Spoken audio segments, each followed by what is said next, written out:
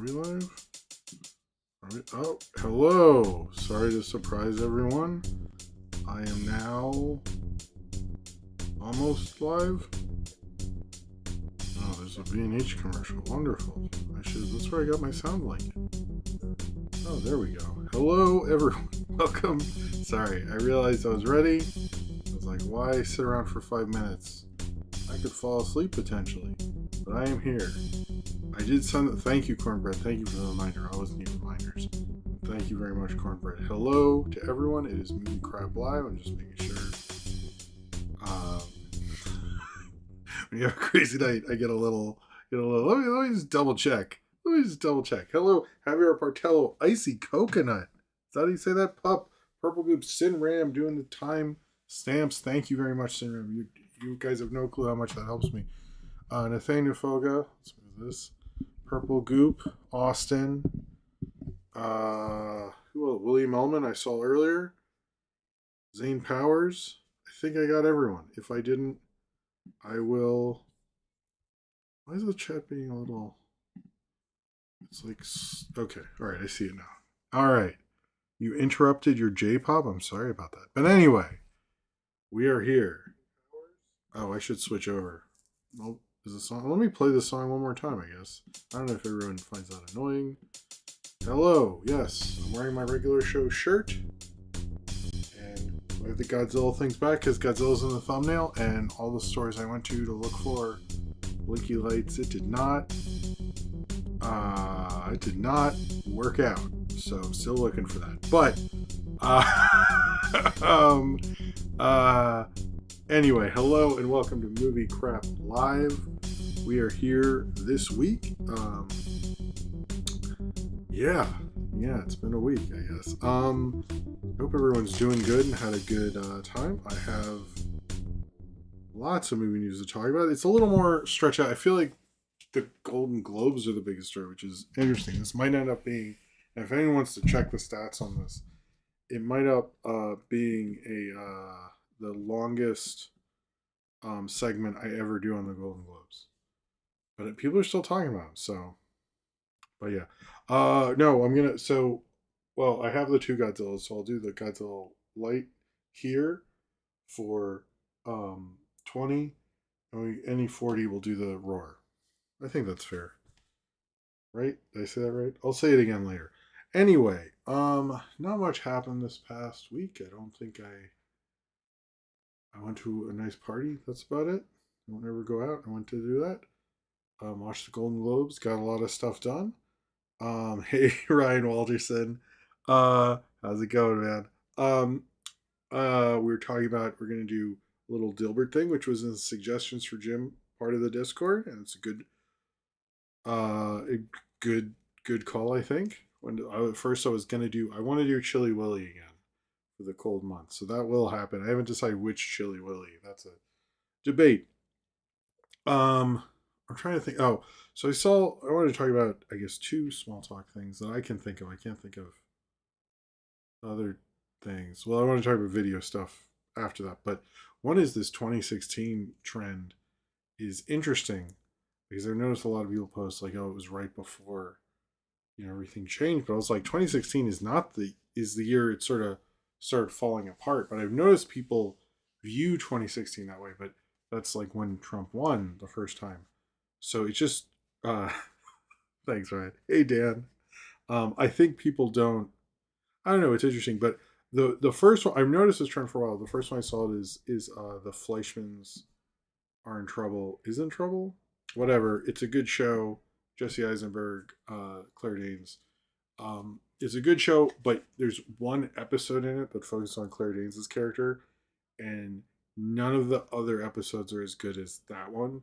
And I was seeing people bring that up, actually, the 2016 trend. So if you ever watch that show, just find that Claire Danes episode, because my wife was watching, I was doing stuff, then I watched the Claire Danes one, and I was like, holy fuck, I gotta watch this show. But it's that one color, like, kind of brings the whole thing together. It's not it's not a fun episode, but it's really good. But yeah, it's interesting. I don't know if I'll do that story challenge. I didn't want to because I'm doing the show and all that stuff, and I didn't want to focus on it, but maybe I will. But it's also interesting. No, the regular show. I know the regular show thing aired in 2017. The finale aired in 2017.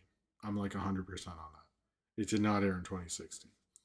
Um, the rest of the season that, but it's just uh oh, thank you, Jordan. Jordan Salafalo. He knows what's up. If you saw it, you'd be like, if you watched the first one, you'd be like, what is he? What? Because I was like, why are people liking this? I don't get it. And then like that one, that one should have been the first one because afterwards you'd be like, what the fuck?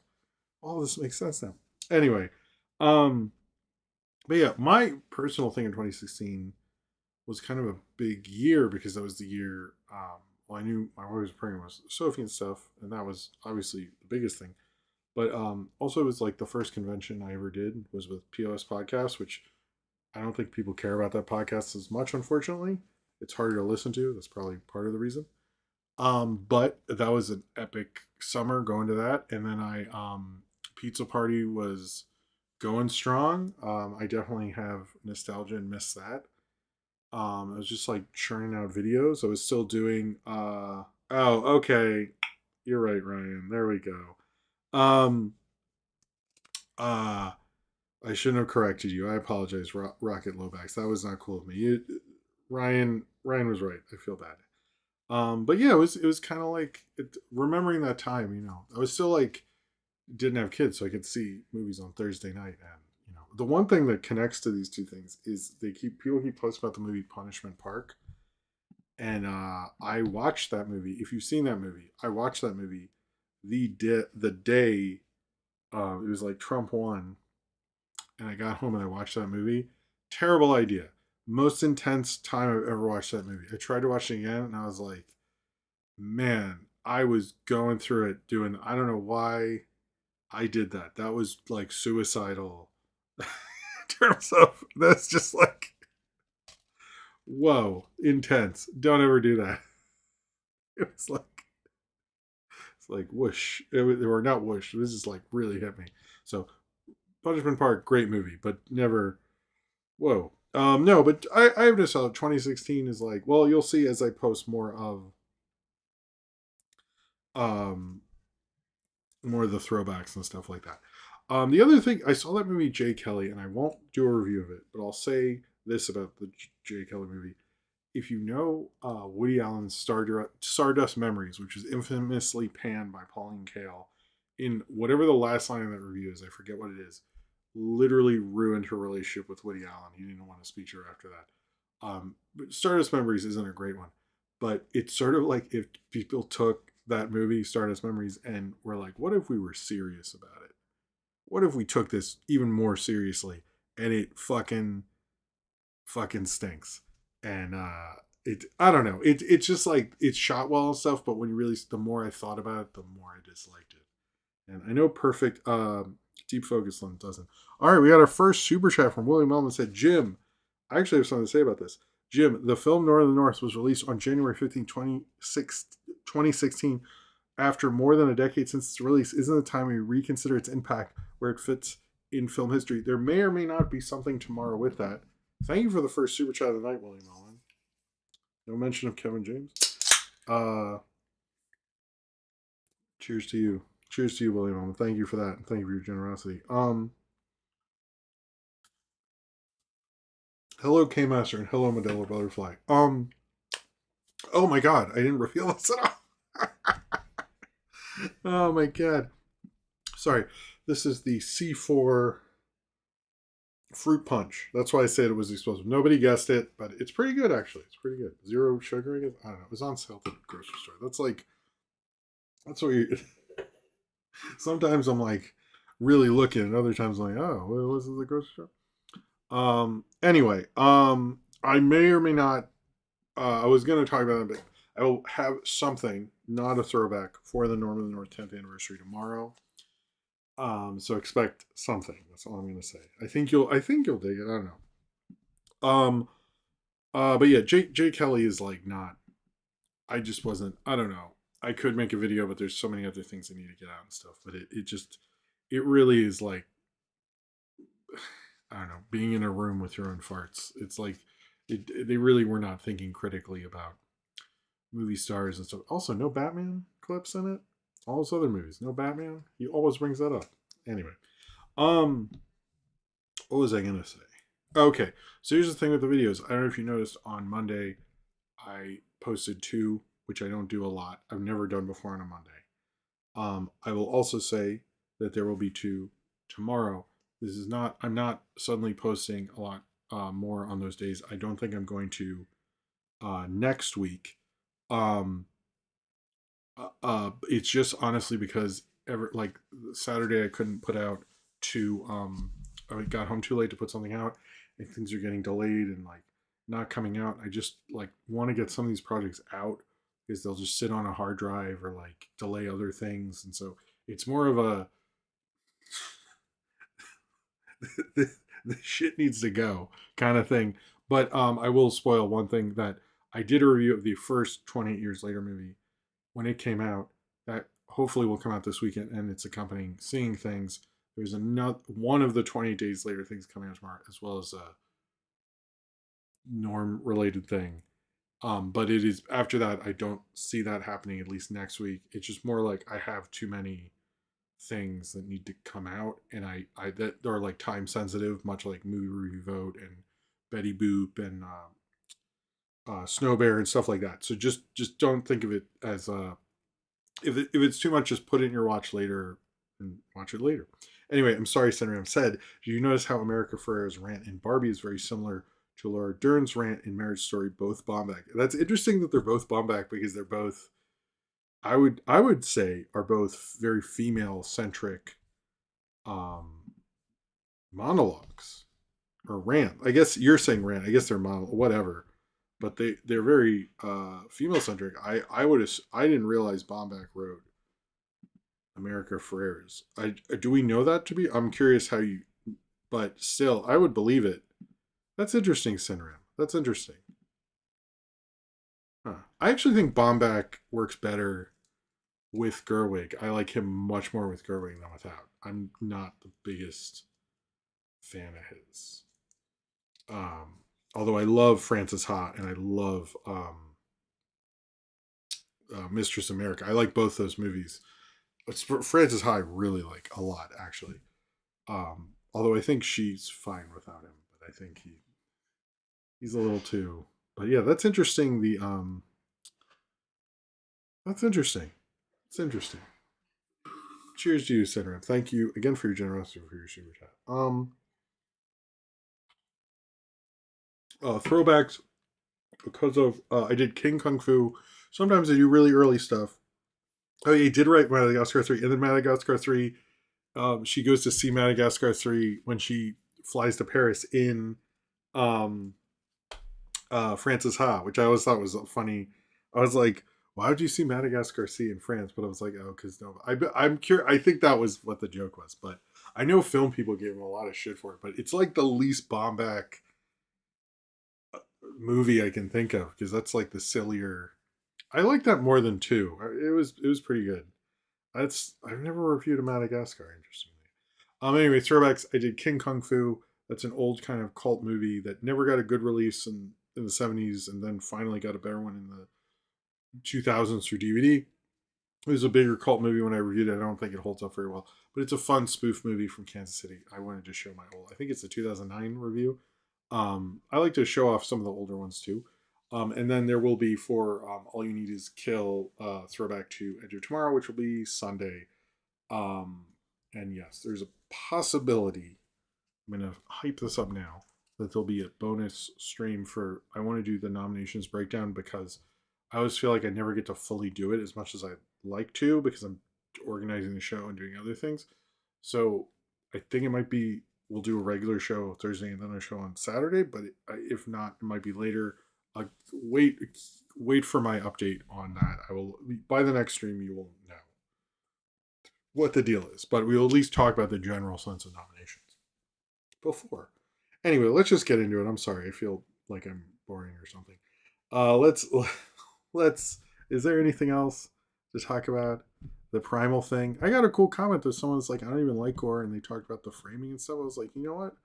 Primal be like that. All right. So this and everything I do is supported by you, the fans, either through super chats during the show where I'll drink this awesome 3-4 fruit punch, and I will turn on this Godzilla lamp, which is very beautiful that my wife gave me, and we will see him shine and everything like that. And if we get to $40, we'll do one of these sounds. Well, this means you'll get to hear the cooler one when it's at that level. Or you can join my Patreon, which is all sorts of cool, awesome things. Like you get more Power in the Movie Review Vote. You get my exclusive commentary series. You get other bonus videos like what Sophie questioned me about Smiling Friends, all sorts of cool stuff like that. Every episode of my public access show is the only way to really watch it on demand. And everything like that. It's a really cool Patreon. It helps me do what I do. And you get postcards, $10 and up, and all that stuff. So it's an awesome thing if you're financially able to do so. If you are not, just liking this video always helps out. Subscribing if you are not subscribed. If you would like to turn notifications on, you can get everything from my what's it called? The instant premiere thing. The instant premiere thing, or the throwbacks, and you get notifications about all those things if you want those notifications. If you do, then do that. If not, or if you just casually like stopping by, or if you don't even have an account, I do count those people. I don't know all the people because they don't have names and stuff because they don't have accounts, but I do know people do that, and thank you very much for being here. I really appreciate you watching in any capacity. It very much helps this channel and helps me to continue to do this thing. It's really awesome that you're watching. And you're pretty cool too. All right. Also, I want to give a shout out to the Discord. It's a really awesome community. It's the only YouTube community people actually get. That people actually get that I actually get compliments on because it's such a cool, awesome community. It's run very well by Cornbread Ryan Welcherson, Zane Powers, and Austin. Sorry, it's just brain. They do all sorts of cool stuff like movie watches. This week they are doing the League of Extraordinary Gentlemen. Cornbread does thumbnail predictions. We do a general daily question every day. In general, there's movie discussions. There's artist self promo. There's like all sorts of cool stuff, as well as a licensed playing card channel. And I don't know what happened to my what was that movie? Argyle cards, but I do have these Metro card cards, which if you know what's going on in New York, you can't buy a Metro card or load it up. You can still use it, but you can't buy one. So these playing cards are kind of cool Metro card playing cards. I think it's a good time to have them because if not, I would have grabbed them, gone to the subway, and got pissed off at myself for grabbing them. But yes. Yes, I think that's next weekend. Same part. We'll see how that goes. It might. Who knows what's going to happen? All right. Hello, Al Vasquez, Nick Gerard, everyone else who I miss. I saw Medela Butterfly in there. I saw M Blood T in there. Okay, if I don't say your name, do not. It's hard to do everything. Just try to do anything. All right, let's get into the show. The first thing I want to talk about is the Avengers Doomsday trailer. This is the fourth trailer. I actually had a lot of good experiences with this. I saw it in the theater because I saw Avatar, and I hadn't seen. I had heard about it, but seeing it in the theater, even though it's short, did make the difference. I've had more people like comment on like even tweets about that who I haven't gotten to talk to in a while, so it's kind of nice. As well as my son saw a part of it just on my phone, and we're going to watch Fantastic Four now. So I had a lot of good things with it. I actually think this is the best trailer because it is, even though I like the X-Men trailer, but it's the most like, this is a comic book Marvel Comics trailer. Like the others is like the X-Men trailer was like the X-Men are serious, I guess, and there's Cyclops. The Thor one was just setting up Thor. That was fine. The Captain America one was a big mistake and should not have started this off. But this is like, we're the serious Wakandans. Here's Namor, the serious thing. And in very Marvel Comics way, he's like, hey, I'm the Thing from Yancey Street. It's like, that's like what the Thing would do. It was like, I was like, this is great. If this is what it is, I'm down for this. Like, you want the character to have that interplay. Like, that's what you like about him. So I actually thought the fourth one was the best one. And I also like that it was the only really Thor one is a phase, whatever phase we're in, 4 or 5. It's like post Endgame. Obviously, they're all post Endgame, but you could tell. But this was mostly like Shuri being Black Panther is a post Endgame thing. The Thing being in there is post Endgame. You know, M'Baku being the King of Wakanda, Namor in there, all that stuff. And I thought that was actually cool. And I'm like, okay, now I'm actually excited for this. This reminds me why I like this thing. But I will say when I saw it in the theater, like half the theater thought it was funny. So I don't know. I don't know that. We'll see what's gonna happen. I'm really curious what a full trailer is gonna be, and I'm curious what the reception, because it feels like I've heard better responses from this, but I don't. This is the kind of trailer that's getting not really just for the diehards, but teaser trailers are more about that anyway.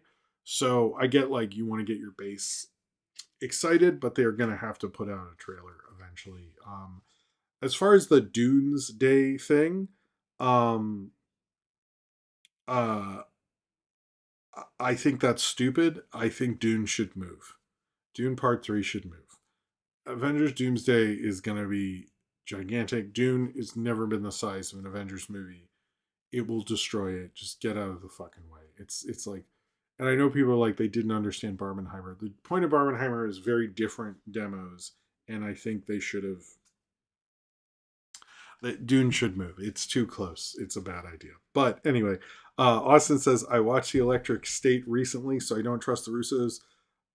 I don't trust folks who play Wonderwall at the end of their shitty movie. Oh my god, they did play Wonderwall. Where else have I heard Wonderwall recently? Some other movie trailer. I don't get the what. I don't know. Oasis is fine. It's just like they're better Britpop bands. I don't understand. Uh, I I don't know. I just like I don't understand the obsession. They're sort of the Spice Girls of rock bands, and I mean that as an insult, not to this. Actually, I think the Spice Girls. Anyway, I'm not a big. I used to be, but it's like the people who like Oasis are so weird about it. I'm just like, leave me alone. I was into it when they were Wonderwall was new, but now I'm like, I'm, I moved on. Pulp is better and Blur is better. I think. Play songs by them. Anyway, cheers to you, Austin. Sorry. I mean, look, Wonderwall is a good song, and they have good songs. I'm just like tired of it. I'll put it that way. Cheers to you, Austin. Um,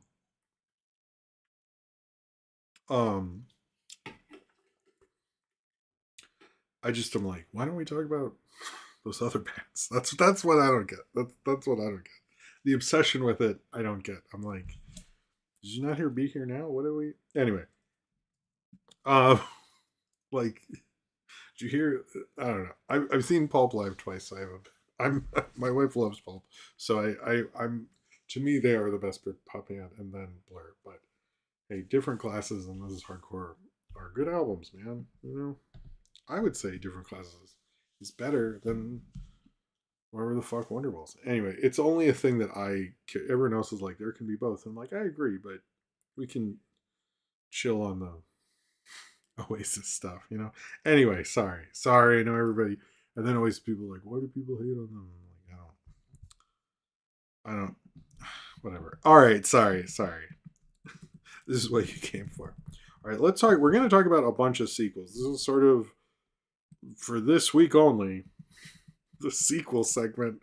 It's like 1, 2, 3, 4, 5 sequel segments. Okay, so this is my. I love. Oh man, I forgot about Placebo. But were they a real band? Get it? Because okay. Anyway, so it was announced by Keegan Michael Key on the red carpet of the Golden Globes. Apparently, that they are working on a Hotel Transylvania 5. If you forgot, um, Better Man taught you that flipper sour. I don't. I feel like, anyway. Sorry. You must no. He is a jerk. Better Man. I need to rewatch that. Anyway, Hotel Transylvania. We learned from Keegan Michael Key because he plays the mummy after the CeeLo thing. That there is talk about Hotel Transylvania 5, and everyone like, no, this can't happen to Gendy, which there's no information that Gendy is uh working on this. That is not part of this announcement. But everyone is so used to him getting stuck with these movies that they're like, oh fuck. That's why we're getting another Primal, isn't it? Is he like there's literally no information that I saw that confirmed Gendy whatsoever, or that he was not working on the night thing. I just love I love that that animation fans are so used to the shitty thing that they're like, I mean, most likely, yes, that's how it works. I think probably he will do like what he did with four. If he gets like Derek Drymon, who did the SpongeBob four as well, I think he could really work. Which is what I would do honestly, because it doesn't look like they're making a fifth SpongeBob. So I would just bring back Derek Drymon and he can run the front because he's a very talented animator. And I think like that would do. I think that would actually work if you're actually going to do it. But it was funny like seeing people go Gendy's getting stuck again, and there's no. I mean, we haven't heard it. I think he will be involved in some capacity. He might just look at it as like, this has been my franchise. I'll cash my check. Leave me alone. I don't think he would direct it because he didn't direct four. But I think he wrote it maybe or produced it. So he might just, but anyway, Adam Sandler wasn't in the fourth one, I believe, either.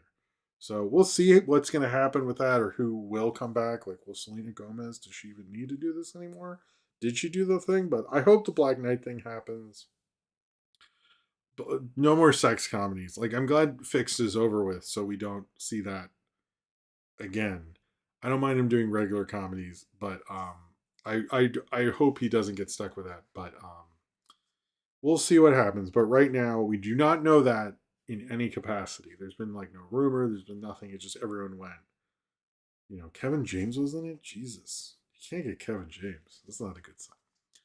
In another franchise that's way too long in some aspects is was sort of confirmed by the directors they have been developing a Madagascar 4. They are not sure, like they're waiting for the right story. It sounds like kind of a thing like that they keep considering it, and if DreamWorks ever wants to, or Universal at this point, they will. The big talk, and I agree with that, is like, how is Chris Rock and Jada Pinkett Smith going to record Madagascar together? That's probably the most interesting part. Other than that, I can't believe, yeah. How would they do that? Because then,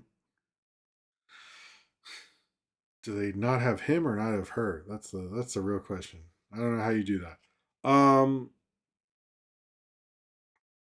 But yeah. Anyway, it's that one. There isn't as much, but apparently they are considering that one. But the other thing, so this you really have to read the article, which was Naked Gun 2.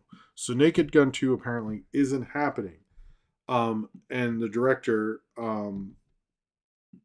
said that it's basically like Akiva Schaffer basically confirmed it, but it's basically like Paramount has not greenlit it at all, but they said we're not planning on another. I don't know if you heard Paramount kind of changed. This is Akiva Schaffer.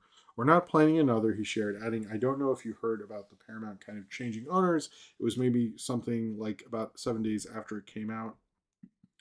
See, I opened a link. I should have opened a link on my phone. That was a mistake. Um, Here, I'll do it on my. Do it on my phone. I mean, I'll try to answer them, but I will answer all of them at the end. But if it's kind of unrelated, it's I don't. That's if it's unrelated, a super chat is a little better for that, not to pimp those out or anything. Oh yeah, we passed the. We're almost. We're not at $20 yet. When we do it, but it's usually like after 12 or something. All right, you said we're not playing an art if you heard about changing owners, but they did say they actually do have they have a big idea and they've talked about it. They just haven't wasted time developing something that they know the Ellisons won't approve of. So basically, like it sounds like it's just stuck in development hell at some point. It doesn't sound like they're against it. It's just like, why would you work on it when there's like no word from the studio if there's another one? Because that does suck, but it's more of the Ellisons and their great business moves that are holding back Naked Gun 2 at this point. I don't know because the original second Naked Gun is not as great as the first one. So I'm like, I would like one, and I think Akiva Shiver has it in him, but it's like the law of diminishing returns at a certain point. But it does suck that they're not even like considering it. It's not even happening. I find that to be kind of crappy, to be honest with you. I'm not super into that, and I mean, this is like okay, this is the kind of stuff we'll get into the Warner Paramount thing later. But like this is like why Warner Brothers like don't do anything with them because why why are directors like in the dark to this point where they're answering questions to the public about that they don't know what's going on at all. They can just say, "Oh, we're talking to them." They could have handled that, and they're not doing shit. So like, it shows how bad the Ellisons are at this. But it sucks. It's like Naked Gun was great. I also like that is one thing I don't like about the Golden Globes. Like, give Liam Neeson a Best Comedic Actor performance. Give maybe not Pamela Anderson. She was good, but I think Liam Neeson's was great. And like honor comedies. I don't understand. I do like the Robert Goulet line bit. Also, we learned, and by the way, I don't like when. Okay, we learned about a third Phineas and Ferb movie. The problem with this, when they announce this, and I've embarrassed myself several times with this, is they'll say a cartoon show will say like "We Bear Bears" and we're announced they're getting a movie, and I commented something like, "How does this show deserve to get a movie in theaters?" And people are like, "It's not a movie in theaters."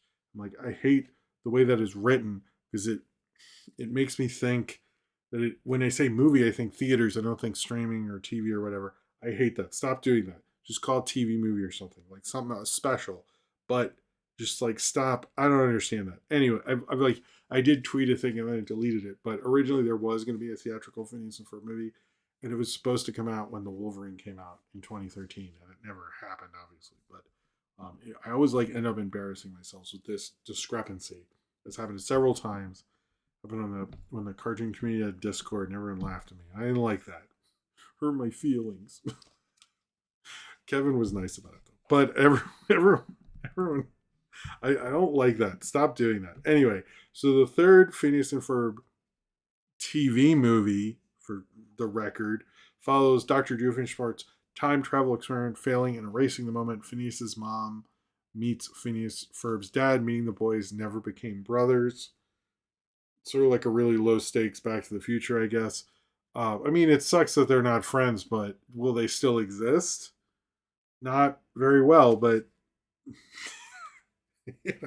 sorry. I mean, that sucks, but it's not like it's not like Back to the Future. Um, like Back to the Future, like it was literally existence, but like that's like maybe they'll meet each other at some point. But yeah, I think that could be fun. I like time travel, so I wouldn't mind if they time travel back in other episodes, but keep the animation the same. That I would like. Like the animation stays, but then it's newer animation of them coming in. Anyway, whatever. But there is a third Phineas and Ferb movie in the works because the show does very well. It's a great concept in general, so I hope it comes out and does all that stuff. Okay. The next thing, and this is, I think, even though I don't know, some of these things, this is sort of like a bunch of news stories kind of show. There isn't like a huge one, so I apologize. That's like kind of the three things I thought were most interesting.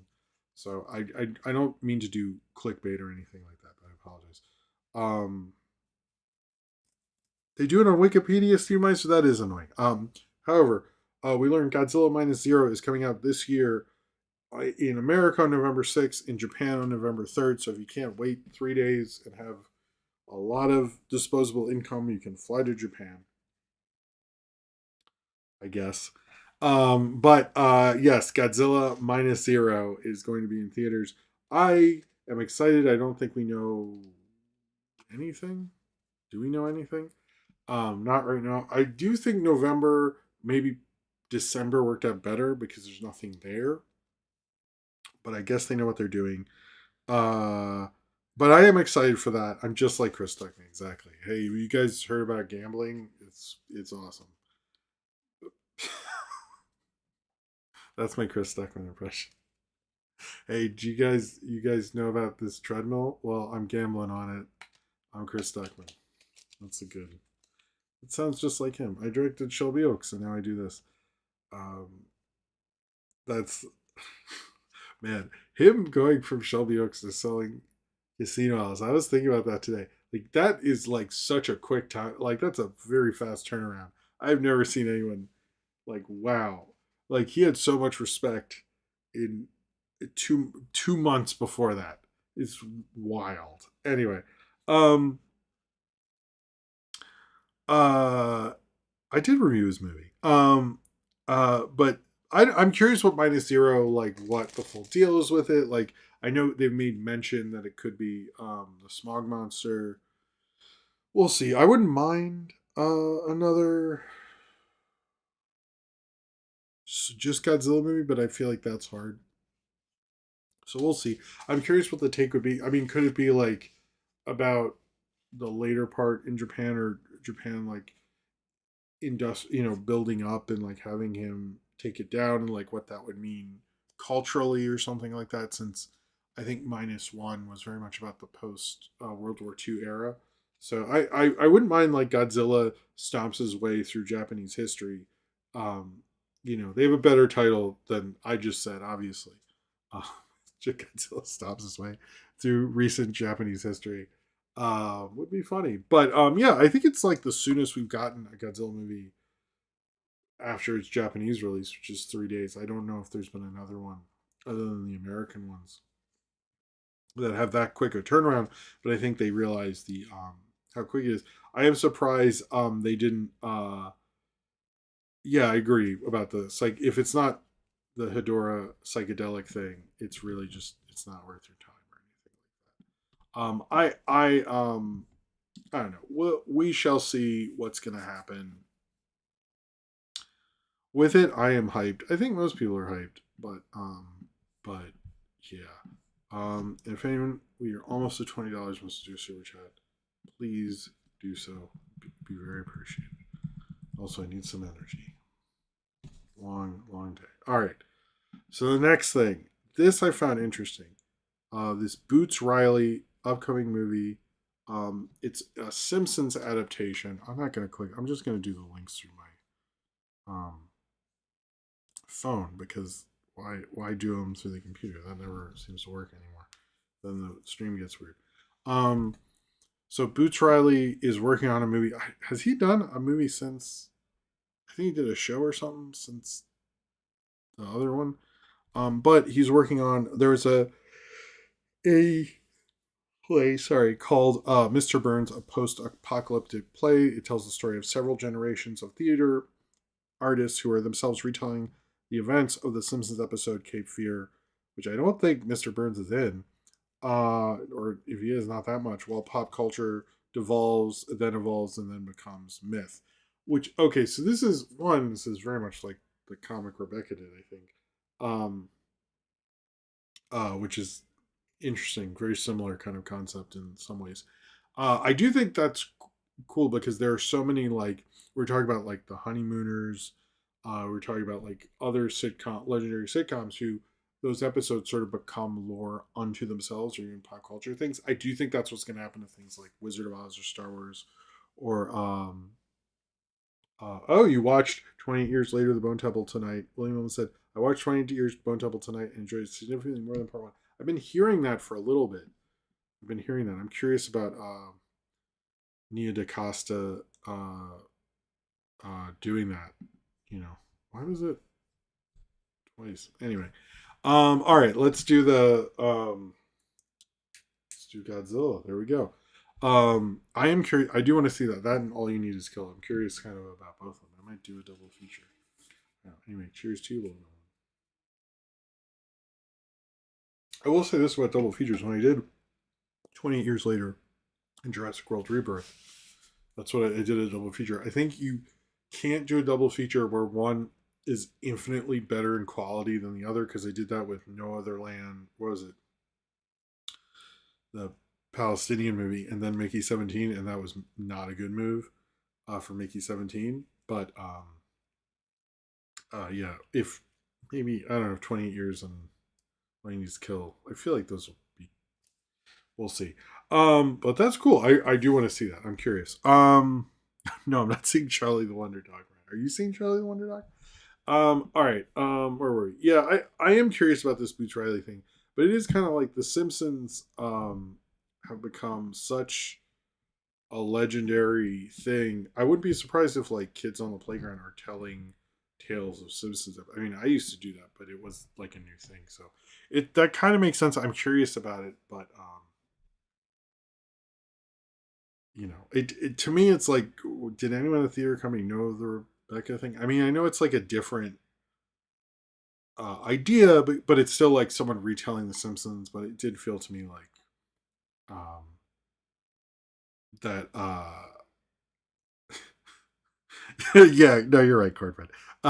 What I do think it's interesting how The Simpsons being a part of culture has been used as terms of how we interpret it at this point, which shows you how long the show's been. But I think that like when I was talking about the honeymooners, like how many like that idea got reused, you know, how influence changes things and talks about things, and that was a show that went on to influence things like All in the Family, and then influence things like Roseanne, and even that Titus show, which no one remembers, and so many shows. And it's interesting how I think influence can weave its way into things, and I think that's true. That I mean, I'm really curious to have seen that. I would like to see it, and if that movie comes out, I will review that episode and watch that episode before, but maybe I shouldn't. Maybe I should just go off my memory. But that is a hell of an interesting idea, I will say actually. So, but it is not to keep name dropping her, but I feel like she did Rebecca did it first. And that was a good comic. I mean, I read it later. I don't remember her writing it, but I remember when I'm watching a lot of Simpsons. But who doesn't? All right, so James Cameron's kids apparently like Avatar: The Last Airbender under over his Avatar. And I honestly am like, well, yeah, duh, dude. Like it's like it's like the better version of the same thing. And it's like more concise and like it's like at least he finally was like had to admit it. He's gotten like the Fire Nation involved or whatever. Or the Fire Tribe. It's like, come on, man. It's I don't know. I'm sure he took that well. I didn't hear the audio of it, but I just thought it was funny. He finally admitted it. No, Syndrome. Titus was the first season I remember being good, and I rewatched it. Was like, all right, and then he like owned a car company. I don't know. It like sucked after a little bit, but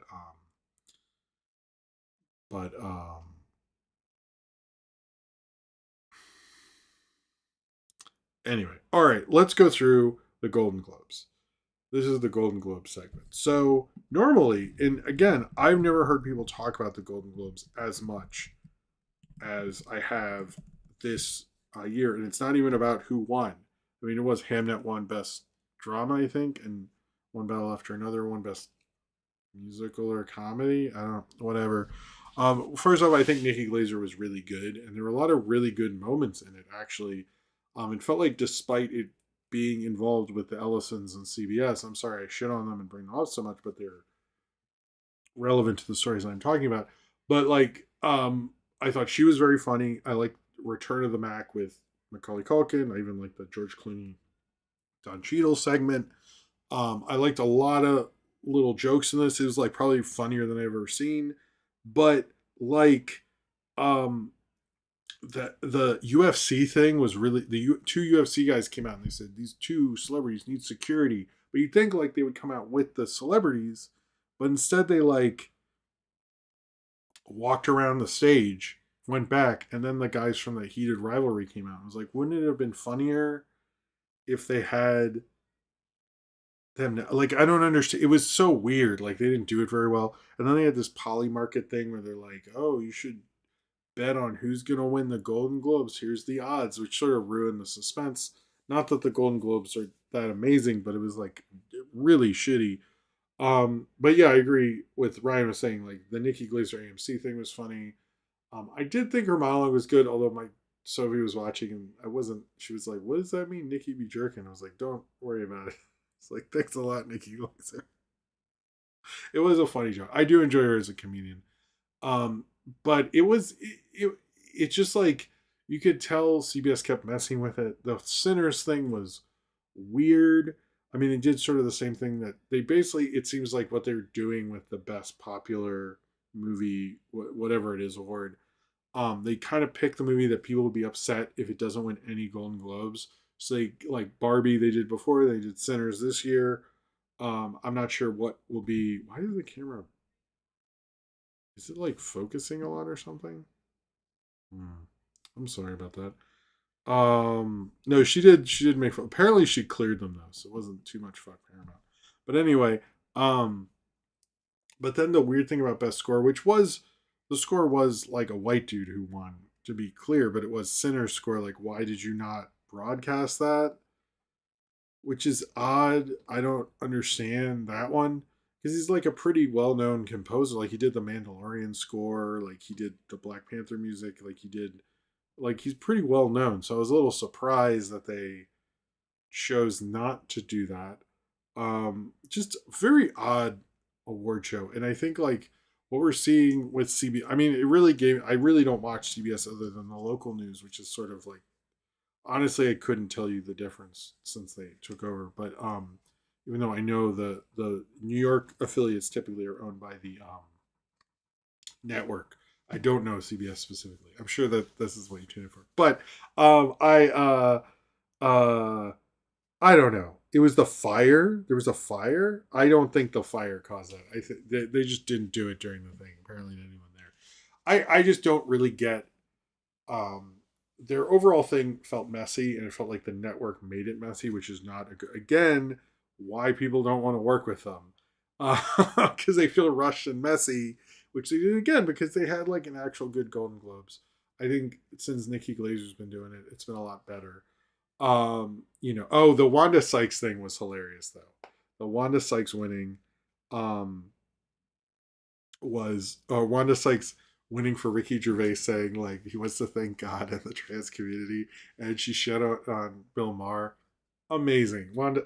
I think Wanda Sykes underrated. Like I still think about her delivery in the other two, where she says like I'm Q and explains how she set up the whole Q thing to like stop that god shitty album, and it was like I thought that was like her the way she delivers that was just really funny. She's a really good actress. She just doesn't get as many.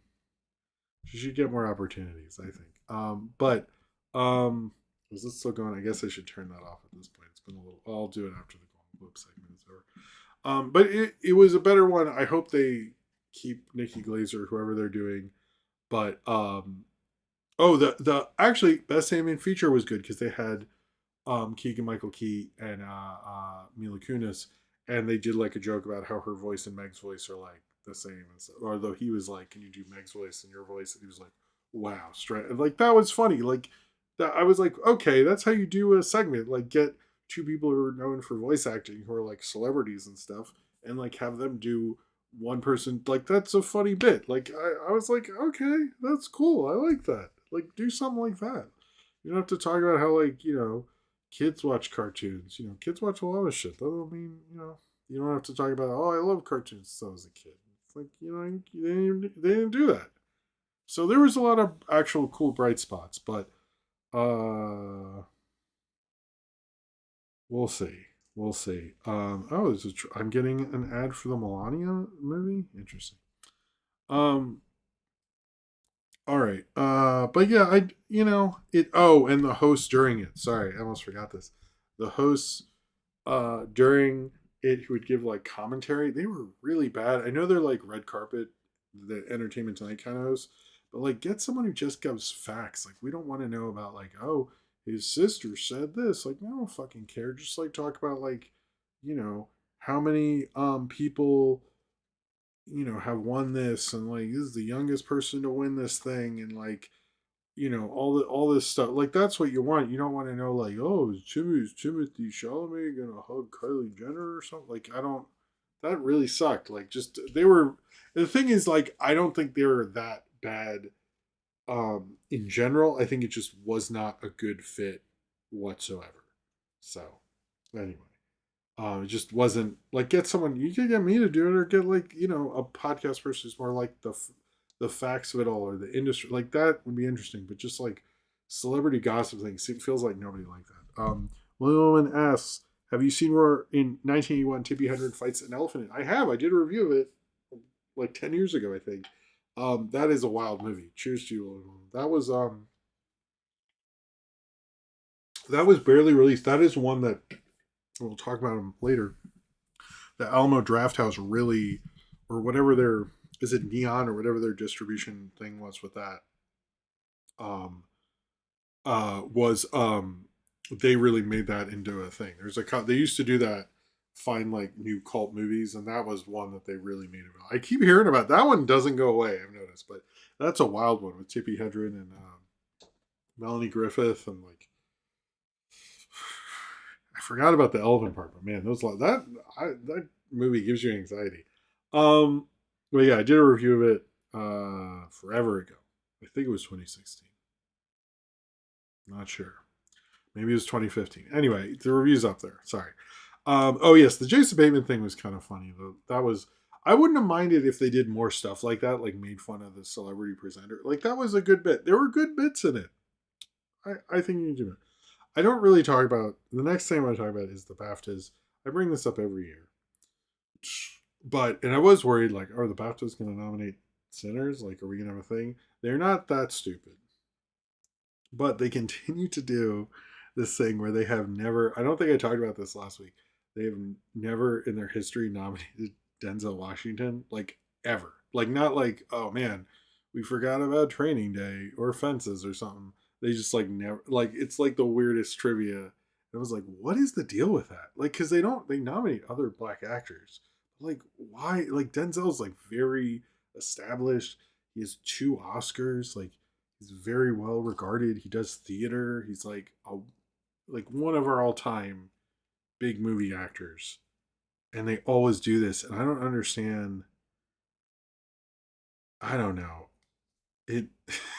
It's so weird to me. Like to me, if I was them, I was like, can you just this year?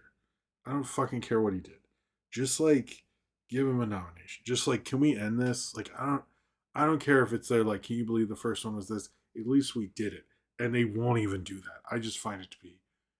I don't understand it. I don't understand. It's like, I know I bring it up every year, but you know what? I think it's worth bringing up every year because it's fucking weird. Like, like the whole time.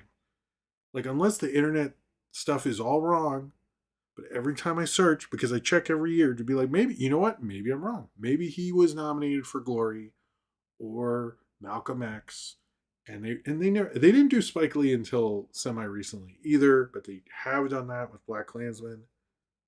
Wait, did John? Actually, I want to look up something. Did John David Washington get a BAFTA nomination? I'm curious about this. Let's look this up. Before his dad? No, he's not received. Okay. Well, okay, he is not, of course. But anyway, that is a trivia fact. When I bring that out, people are always like, no. And I'm like, look it up. Like, I'm always like, I want to be wrong on this because it is wild. Like, what the fuck? Like, how do you.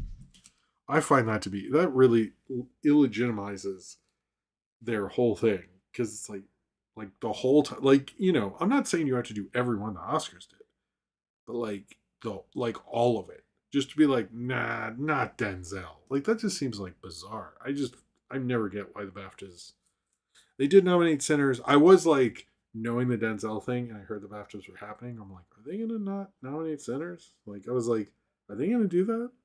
It's like I feel like they would do that. Like that's like within the realm of possibility. Like anyway, Morgan Freeman hasn't been nominated for a BAFTA either. What is going on over there? I don't understand. Someone who nominates there, please explain this to me. Like, I'm not asking for every one. I'm just like, none of it? None of it? I don't understand that. I really don't understand it. To me, it makes no sense.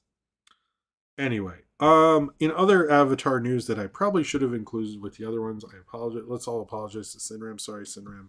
That is my bad. But the biggest rumor right now is that there is a rumor that James Cameron will not come back for Avatar 4 and 5 after having seen the third one, and I hopefully have my review out soon. I'm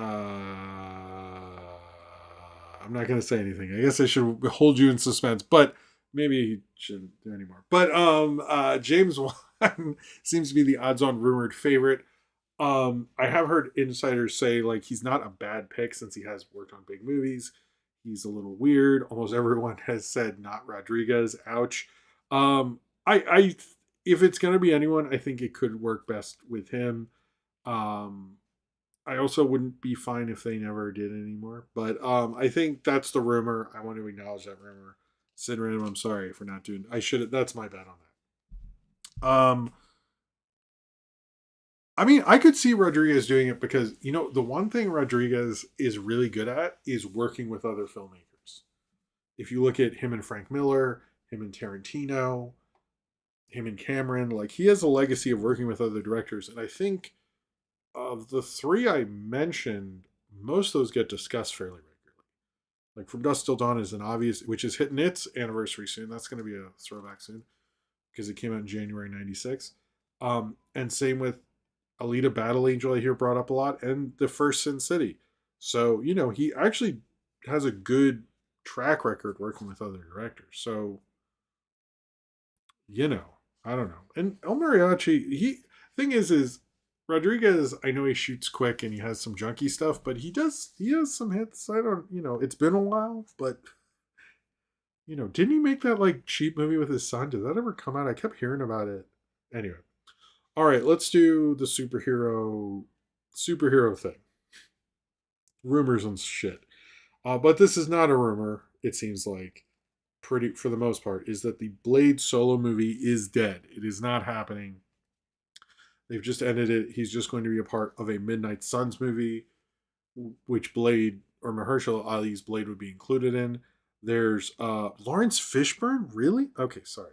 That's Jesus. I'm not even gonna look up Sidney Poitier. Um, just not gonna do it.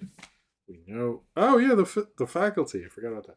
Anyway, yes, supposedly according to Jeff Snyder, the Blade movie is dead. It's going to be included in Midnight Suns. I find that highly believable at this point. A lot has been made of that. Mahershala Ali is about 60 years old. You really can't start a franchise with someone that old. No offense. I'm not being ageist. It's just like you do three movies. It's about 10 years. It's like seven. It's just like it doesn't work. But this was I don't understand. This was one of I mean other than this and to a lesser extent Shang-Chi 2, I don't know what they're doing with the post Endgame world. And this was a huge fuck up. I've heard rumors that the Midnight Sun movie could be Sam Raimi, or I've heard other people I've talked about in other shows before. I'm not sure what's going to happen with that. I think and I'm curious if Blade's going to be in Doomsday. I don't know if that was ever confirmed. So it's going to be weird whenever it happens, but that apparently is what they're saying from pretty good sources. Other bigger scoopers have agreed with it, so to me it's like it sounds pretty confirmable. It might have just been Mahershala Ali was like, look, if it's not gonna happen, just put me in that so I can I think part of the problem with how it was developed was Mahershala Ali came to Marvel to I should turn this off, sorry, I left it on too long. um we get to 40, I guess, and then Godzilla will do his roar too. Um, uh, he went to them and said after he won his second Oscar, like I would like to do Blade, and it feels like Marvel's better at they come up with it and then they cast an actor, and I feel like reverse engineering it didn't really work. They should have just said like no or just made it. I don't under like this seems like such an easy win, particularly with Sinners. They look like idiots, and then they used what was it uh the costumes from a Blade movie with Mia Goth. Like, come on, man. I just don't get. I don't get. Maybe the script was really bad. It's a big baby at this point. It'd have to be pretty bad in our very horror centric timeline. In other, this is almost all of it is DC. Man of Tomorrow, the Superman movie supposedly has a reference to Batman in it. There's keeps rumors that they're eventually going to cast a Batman or just announce it around the time of Man of Tomorrow. It seems like there is going to be a second Batman, which is dumb and weird, or they're just going to bring Pattinson in, which I think is probably the greater move, but we'll see. supposedly in terms of dead projects, the Teen Titans movie that we kept sort of hearing about is definitely not happening.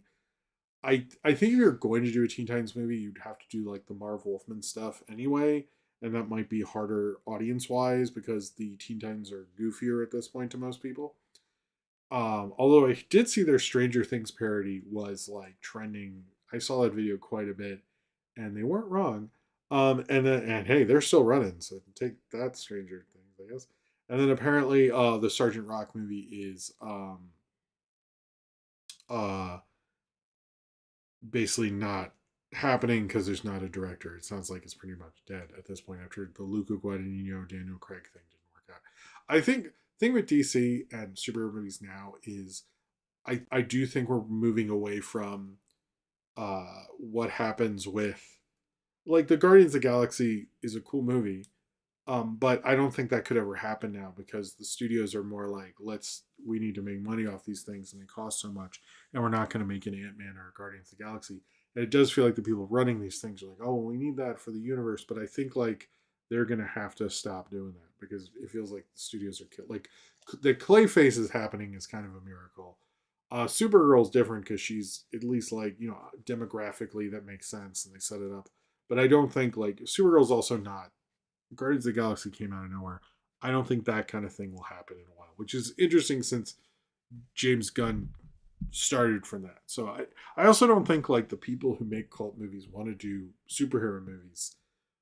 And I don't think the studios want them to do superhero movies. So I think they're in like this weird place where like they can't get the talent to make what they need, and they also won't let the talent make what they need. So they're just in this awkward like corporate bullshit thing, which is the director of Psycho Gorman should have been directing one of these. The fact that they're not doing that is beyond me. But yeah, supposedly DC in particular is mentioned they're going to do the big stuff. Marvel's still trying to do the other stuff, but Marvel, there's been a lot of talk they need to get cheaper. I think if I was them, I would be doing Shang-Chi 2, and I would figure out this Midnight Suns thing and move on with these franchises. And I don't know about Fantastic Four 2 because um, it feels like that's not really taking. But they also like didn't do a toy line to it. It was very weird. What's going on? I don't understand.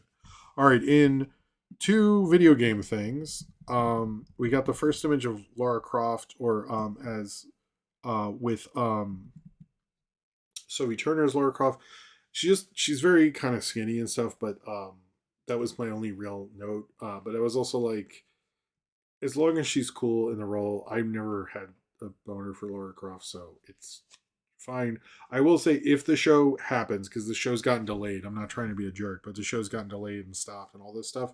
If that happens, I will review the first Angelina Jolie Tomb Raider movie. I've never seen it, and it's like maybe the biggest video game movie I've never seen, and I've always kind of wanted to, just because I'm very curious about video game movies at this point. It's becoming a bigger thing. So I kind of want to check off all the bigger ones. So if whenever this show actually comes out, unless it's like I'm sure they'll put it out at a time where there's like a million movies. So if that happens, not. But I would like to at some point review that movie. So we'll see. And then this guy Ryan Hurst is in God of War. I have no clue who he is, but he looks like the guy in that. So cool. Two two things for the writers of K-pop Demon Hunters. One, they apparently had written or pitched a Lord Farquaad spin-off, which we know nothing about other than that they wanted to do one. But the bigger thing is they are writing the Attack of the 50-Foot Woman movie, which is going to star Margot Robbie and directed by Tim Burton. I have seen the original. I think it is a much better poster than a movie, and I think I'm curious how much Tim Burton knows about that. I think you could do a lot with it because the first one is like, if you think about it, like the poster, but how often do you see the actual movie reference? I do think you could do more with it now than you did, and I think they're a good they're good ambassadors for that kind of thing. But we'll see. All right, hold on. Let me see where I am because I do want to talk about the box office.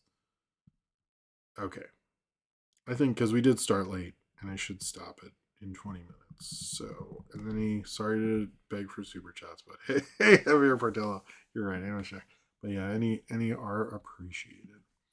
All right. So, and then I can have more energy and stuff. I regret making that tied to that when I'm tired. I will say that. We're doing it. All right. I actually got a lot of sleep last night. Didn't work out compared to everything I did. So let's talk about Paramount and WB. So there's been even updates on this tonight, which is okay. So first they were suing Warner Brothers Netflix because they felt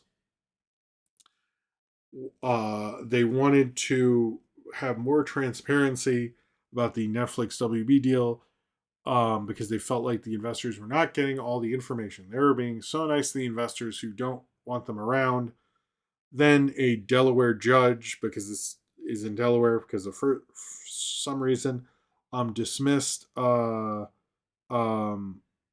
Paramount's motion to expedite the lawsuit because the WB spokesperson actually says today's lawsuit by Paramount Skydance was yet another unserious attempt to distract, and the judge saw right through it, and so this was thrown out because what I get about Dave Ellison is that he is a guy who like the system has always worked out for, so now he's like demanding that the system work out for him, and it's like ultra pathetic. Thank you, Medela Butter. I love the little $1 super chat there.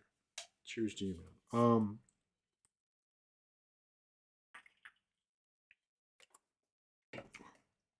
This one actually tastes good. I maybe should go back to that. But it's just like very, very weird and very stupid. And then he's trying to go to the European leaders to stop it on their, um,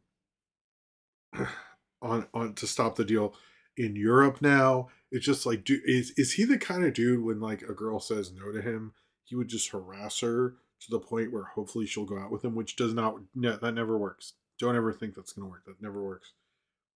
He's just, this is just pathetic. Like, let it go, man. Like, he also like hasn't done shit other than fuck up shit. Like, what is going on? I just don't I don't know. It's just really sad at this point. Zane Power says, random question: are these costing Paramount money? Absolutely. What was it? The legal retainer on this? I mean, it's got to be like not cheap. It. I just don't. Anyway, cheers to you, Zane Powers. Yeah. The thing with them is, I do actually feel bad bringing them in. I feel like I'm a broken record, but then they keep doing this shit. Like they did the lawsuit on Monday. They got rejected yesterday or this morning, and then they're doing the European Union thing. It's like, how about this? We won't call you losers if you don't do loser shit. And you're doing so much loser shit, I can't not call you a loser. Like, it's just like pathetic. And like, if they're doing the Netflix thing is a better deal. You like even when they dated that Jackass movie, they put it at a terrible time. Like they're not good at this. Like they fucked up the SpongeBob movie with its release. So like, why would anybody? Nobody wants you. I just don't like like it's seriously like take the hint. She doesn't want to date you, bro. Like come on. I don't feel like even Trump is gonna call them and be like, could you just like, I know we're kind of losers, but if you could like tone it down, like that would be appreciated because you're just coming off like kind of sad. It's just like, and I wish I was making some of this stuff up or like accentuating it, but he's just like, yeesh. All right, so we'll talk about two things, trailers, then box office. That apparently this is funny and probably everyone forgot about it already. Um, well, apparently they did try to offer more money and they wouldn't do it because it wasn't. They knew the deal was bad and they'd make more money, less money in the long run. So, um, apparently Steven Spielberg loved Babu Frik, and is the reason we still have Babu Frik is all because of Mr. Steven Spielberg. Although I think Mandalorian Grogu takes place before Rise of Skywalker, so whatever. But apparently when J.J. Abrams showed Spielberg Rise of Skywalker, which he should have been like, that's literally the worst fucking Star Wars movie ever. What is wrong with you? Like, why? That is horrible. Did you really just make that? Could we just not? Could we not do this? Like, don't. Can we just throw this out? Like, this is bad. Like, we don't need this. this is so bad it's going to start a coronavirus. We all know that. And JJ was like, what? No. But apparently at the end, Spielberg literally asks, what happened to Babu? So Steven Spielberg's the reason we have as much Babu Frick. I love it. What a Rick and Morty ass character though. What a character. Oh man. Like there were so many Rise of Skywalker had so many Rick and Mortyisms. I was like, I loved Hollywood's like, we gotta do some Rick and Morty. And it was like their lights, their jumping light speed thing and Jesus. I like how everyone's just over that shit. They're you bring Rick and Morty to anyone who's younger, they're like, ah, God, no. Do you watch Smiling Friends though? Do you watch anime? We don't talk about. Even people I know who used to like that show are like, anyway, it's just funny. Spielberg gets away with like having some of the worst executive taste of all time. It's like, then he makes his movies like, I really care about cinema. I'm like, sure, you sure about that Transformers guy? I don't know. No, he's a great director, but producer. Anyway, if you didn't know about this, it was brought up post last show. Is Alamo Drafthouse is starting mobile ordering instead of writing stuff down. I went to an Alamo Drafthouse. We saw Marty Supreme at an Alamo Drafthouse actually, and I was aware there was mobile ordering before the movie, but supposedly it's like they're gonna have a device during it that has low light that you can order from. I I think the thing with Alamo Drafthouse, and I've known this for a long time, is they prefer um they are very much financially, I think, not like a regular multiplex. They're very much for uh the kind of higher income bracket people more so than other eat-in places. They very much sell like everything's expensive, everything like that. It's not as cool as they wanted to believe. It's all sort of a front. And if you look into the company, they've had so many. They've like literally closed locations because of sexual harassment shit, or at least turned over all the staff. It's like epically bad, and that's not even the Devin Faraci thing is not even like not even really the worst of it. I know people focus on him because he was well known at one point, but like it's really not. And I do look at the Alamo Drafthouse thing as like, you know, I'm not surprised they were never a company with the incredible integrity they pretended they had. I think Nighthawk in New York is better, but or any other theater chain that does a similar thing is usually better. Like even their food is very much like TJ Fridays. But I do think it's a little sad. But like they're such assholes about like the light and the talking and all that stuff. I'm sort of like, I don't know. I know Sony's gonna animate it out and it's not gonna pretend they like cult movies anymore. Um, I don't know. I like some Alamo Draft House and like I went to like the one in DC and they have a bar that's like the Scarface bar and stuff. And I like elements of it, but I just like I think I wanted it to be good for so long and then when I got one and went to one, I was like it hit me what it really was and I was like, oh. Cuz I like seeing movies with all sorts of people. I don't really like seeing movies where it's all people like me. Like I see me all the time, you know? And I don't think that theater promotes that kind of behavior. Like I don't mind if people laugh at stuff though. So that's probably maybe the difference is like I could see Avatar 3 and people can laugh at a trailer that I liked and I'm like, "Oh, okay, I guess people think that's funny." But it seems like at Alamo they're not as into that sort of thing, which kind of makes anyway, whatever. I'm going to let it go, but I thought I would acknowledge that at least.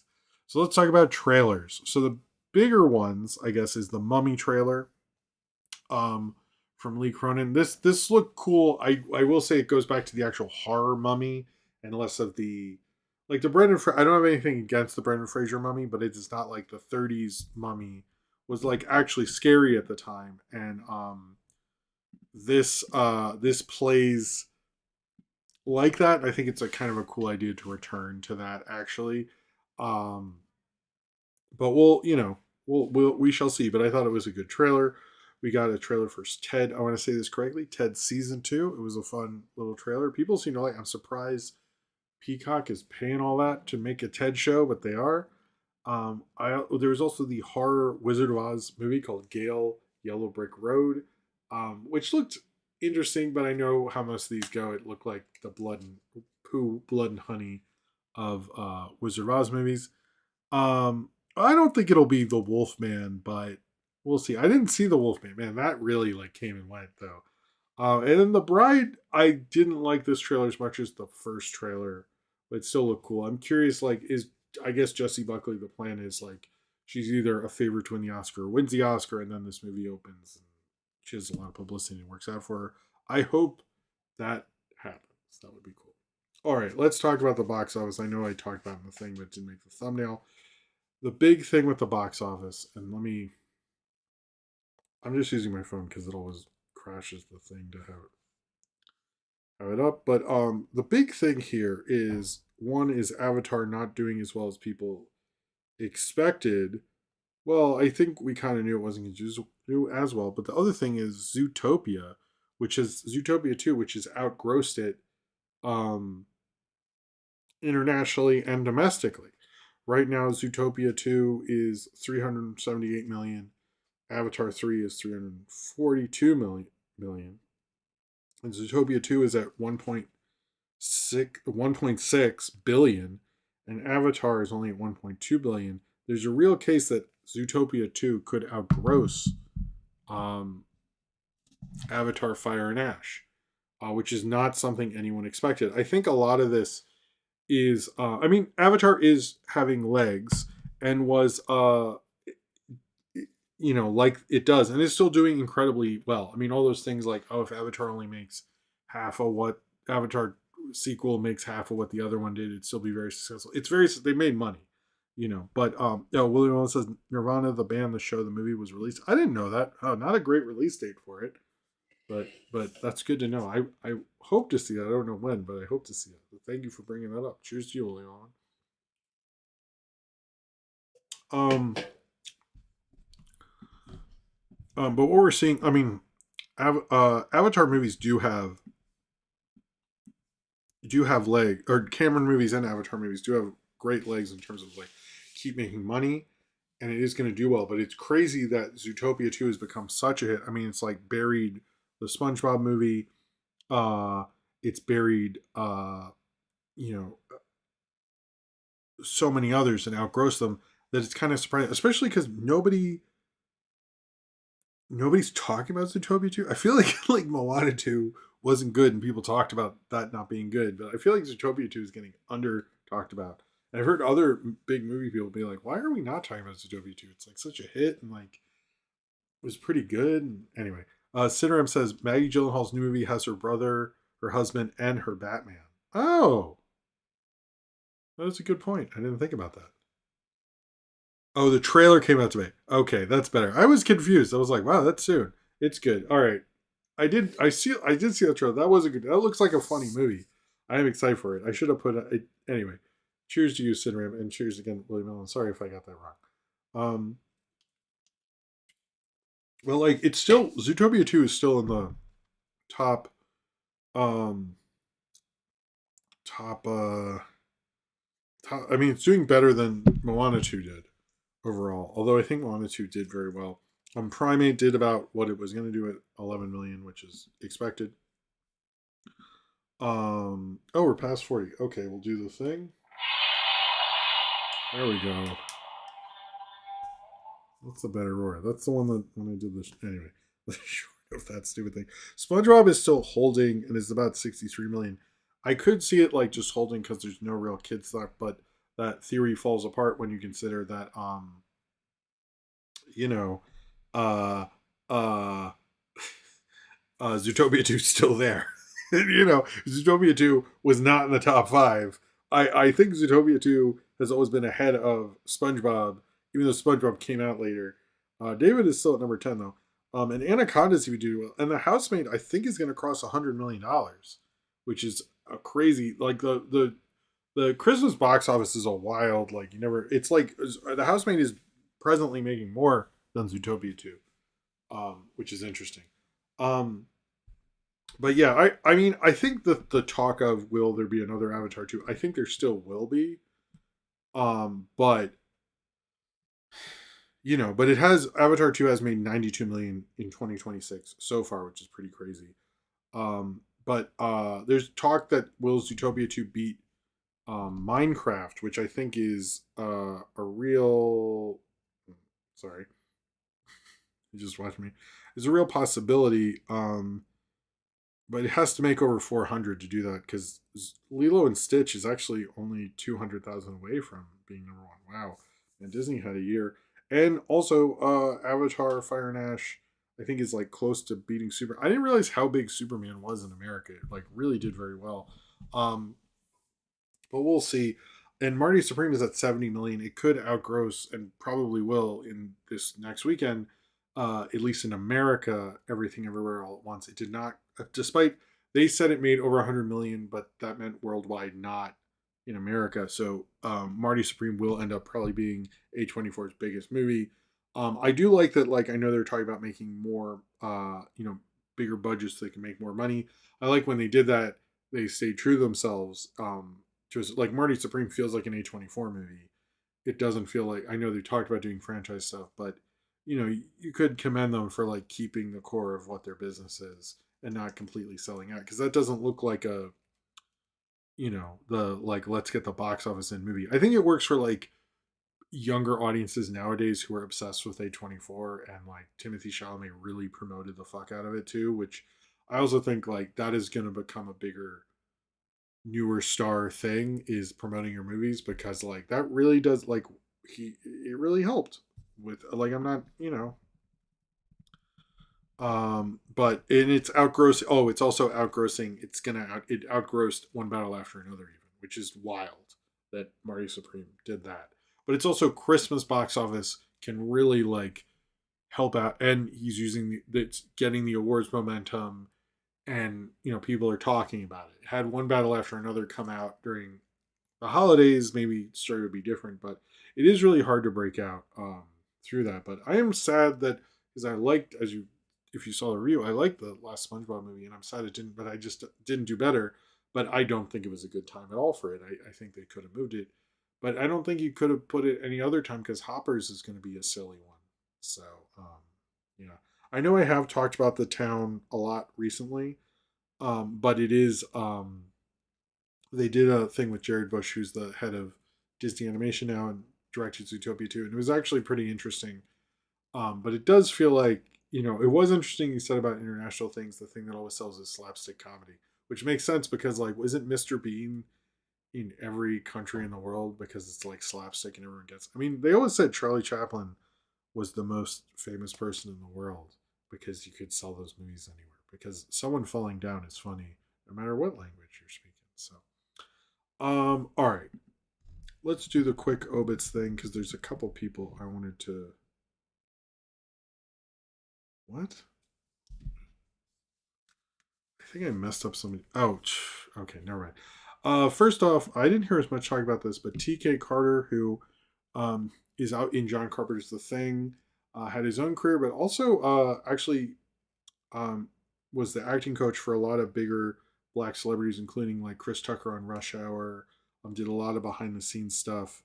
Um, a lot of stuff like that. He has a bigger legacy than people realize, actually, particularly because like he was instrumental with Chris Tucker. I think he helped Eddie Murphy in some cases. I know he helped Chris Tucker. He did a lot of behind the scenes stuff. He did a lot of sitcoms, but I think most people know him for The Thing. Uh, R.I.P. to him. I talked about Kathleen Kennedy last week. I thought, didn't I? Well, she's not the head of Lucasfilm, Dave Filoni, and I thought I talked about that before. If I heard like the rumor thing I already talked about, I don't really like to go, and it's official. Like I feel like I did it. I think I did. Anyway, noted animation and children's show composer Guy Moon passed away this past week, which is unfortunate. As well, as well as Bob Weir, one of the founding members of the Grateful Dead. I know they didn't. Um, he I know some Deadheads didn't have the greatest reception to him, but he was one of the founding members. He did play on all the great albums. He was a contributing member of that. He deserves respect for that. And then Scott Adams, who we'll talk about in a little bit. No, Ryan, I understand why that's confusing. I apologize. I should be, but yeah, basically, I mean, I think we talked about it before the Kathleen Kennedy thing, but it's Dave Filoni and a more executive person. I'm excited for Dave Filoni to find out how much it sucks to deal with Star Wars fans. Uh, But I think Kathleen Kennedy. Oh, sorry. Um, deserves to move on. And all that. I saw people dragging her for the Twilight Zone the movie thing, and I was like, wait, she was involved in that, and apparently she was. I was like, I'm surprised it took you guys that long to get around to that. All the hate they threw at her, and then right when she leaves, they're like, oh fuck, the Twilight Zone the movie. We forgot about that. We should have been dragging you for this the whole time. What the fuck? It's funny. Anyway, um, no, I think Lucasfilm will be fine. The only thing with Filoni is he didn't like Andor, and I think he's very much into his own thing. But I think that's sort of like what corporate IP driven films are like nowadays, so it sort of makes sense. No, the TK Carter one I noticed didn't get talked about as much, but anyway. All right, so thank you, thank you, thank you, Wessonator. All right, I am going to. Oh, I guess I got. Is there anything else I can talk about? Because we are. I guess we started late. I just want to make sure. Um, the only one I guess Tarantino had this thing like the worst eras in movies were the 80s and right now and all there's nothing good and all this stuff. I really wish Tarantino didn't have a podcast because I realize how bad his takes are. um but also it's like I like in all honesty, like I know I am gonna actually do a best of list. I'm sort of figuring out seeing everything I need and all that stuff to finish out, and I want to get it out in February stuff. But the problem is like I don't like these people who go, I see 5 movies a year and I don't like them, so it's all movies suck now and stuff like that. Or I see only the big auteur movies and they all movies suck now. Like I see a good amount of movies every year, and I can always find one that I think is. Why are you freaking out like this, computer? Um, I can always find something that's good. And I really wish he didn't say stuff like that because honestly, even in eras that I do not like generally what's going on, like I actually think the worst times were like 35 when the code hit. Like that was not a good. The 30s are an interesting decade because I think pre-code is great and I think late 30s is great, but like the in between is like holy crap, what the fuck happened? Like it's but then there's like, like didn't Snow White happen then? That's a great movie. Like, didn't other great 30s movies happen then? That doesn't mean everything stinks. And I think people misunderstand that. It's like just because you kept looking in the same spot doesn't mean there isn't other stuff that happens. And I do even recognize that, like, there's probably good movies that I don't even get to see because they didn't get a wide release or I didn't even hear about them. And my perception of certain years changes over time. But like, yeah, it's a big Tarantino, like computer. But yeah, no, that okay. That's a rumor that is bullshit. The Hays Code did not make directors more creative. I Everyone keeps that myth. When I was doing my Wellman series and I would watch movies, 34 is like somebody hit the brakes hard. Like they eventually figured it out, but like I disagree with that so hard. And so many film historians hate that narrative. I don't know why people think that. It is not true. And it was mainly there to like cut people down and hurt their creativity. It was just a shitty code. It was not I don't think it was as useful as they could. And like to me it's like I like most people like the pre-code stuff more than the other part of the 30s anyway. It really got constrained and hampered down, and I also think it like sinks because uh when is the great 20 think the Great Depression was hitting really bad around that time too. It was just overall like not a great but there's still great times. But oh, that's true, the Universal monsters, isn't most of them early 30s the better ones? Because Dracula's early 30s, Frankenstein's early 30s, I think Mummy's early 30s. Dracula's daughter's a little later, and that's a big one with me and Sophie and stuff. And then isn't Bride's late? Bride of Frankenstein's a great movie. So there are exceptions. There's always exceptions. Like there's always exceptions, but it just like I do think like yes, the Hays Code year I think is not a good time. I actually think 2000 was such a come down from 99. Even though I recognize there are good movies. Wasn't In the Mood for Love 2000, 2001? I didn't like that time period because I loved the 99 year and there's so many good things. And it did feel like that's another one that felt like somebody hit the brakes. But at the same time, like there's still good movies into that. Like Chicken Run happened, you know what I mean? So like, just like I don't know. I hate that mode of thinking. Don't listen to film people like that. It's not worth your time. And their main thing is people like that are more about constraining the art you take in than getting you to explore more. And in terms of what I like about movies and animation, art, and everything, like you should, we have so much technology and so many ways to explore and get into so much different stuff. Anyone who's trying to limit you from that, other than if it's like disturbing or creepy or like something like that, but if it's, not like or racist or something like that. Oh, time code. Good point. See what I mean? Uh, Anyone who's doing that is just not not someone's take that is worth your time as much. And it's sad because Tarantino was a guy who used to get me into movies, and now he's just like he seems like a guy who had a knowledge of a particular era and didn't expand upon it. Which you used to know, like I remember when Mumblecore happened, you knew a lot about that. Now it feels like I don't know what happened. I don't know if it's Marvel or Oh yeah, Hayes Code. Betty Boop post Hayes Code is not great. I agree. All right, now I'm gonna take a break. I think I talked about everything. Invisible Man. There we go.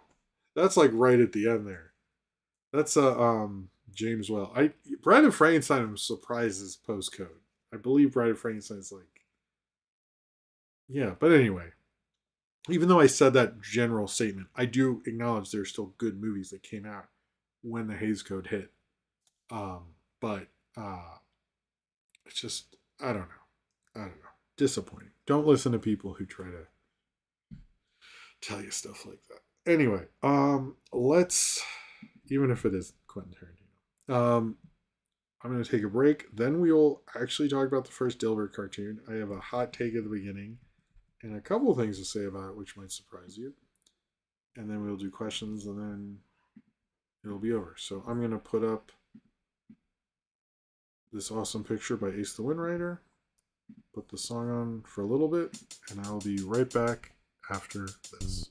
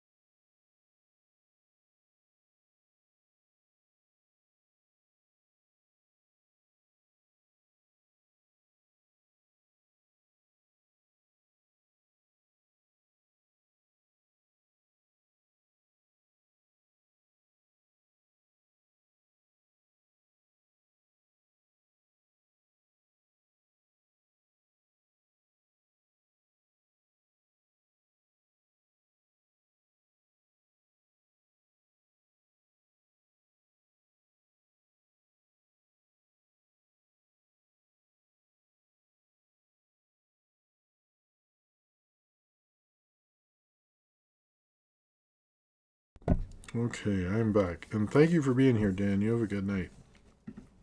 Um, hold on. Let me. Hope everyone's doing good tonight. Oh, let me switch back. I just have. That was pretty quick. We might actually. I shouldn't say. I really shouldn't say. We might actually finish early. We might actually finish late. Like that's a dumb thing to say. Because I always. It never works out the way you want it, you know? But anyway. Um, yes. I think this is a good show. I know it's a. Sometimes they're weird because there's not like a. When there's like a really big thing to talk about. Well, this is like a lot of little things episode, I guess. So it's just how the news works sometimes.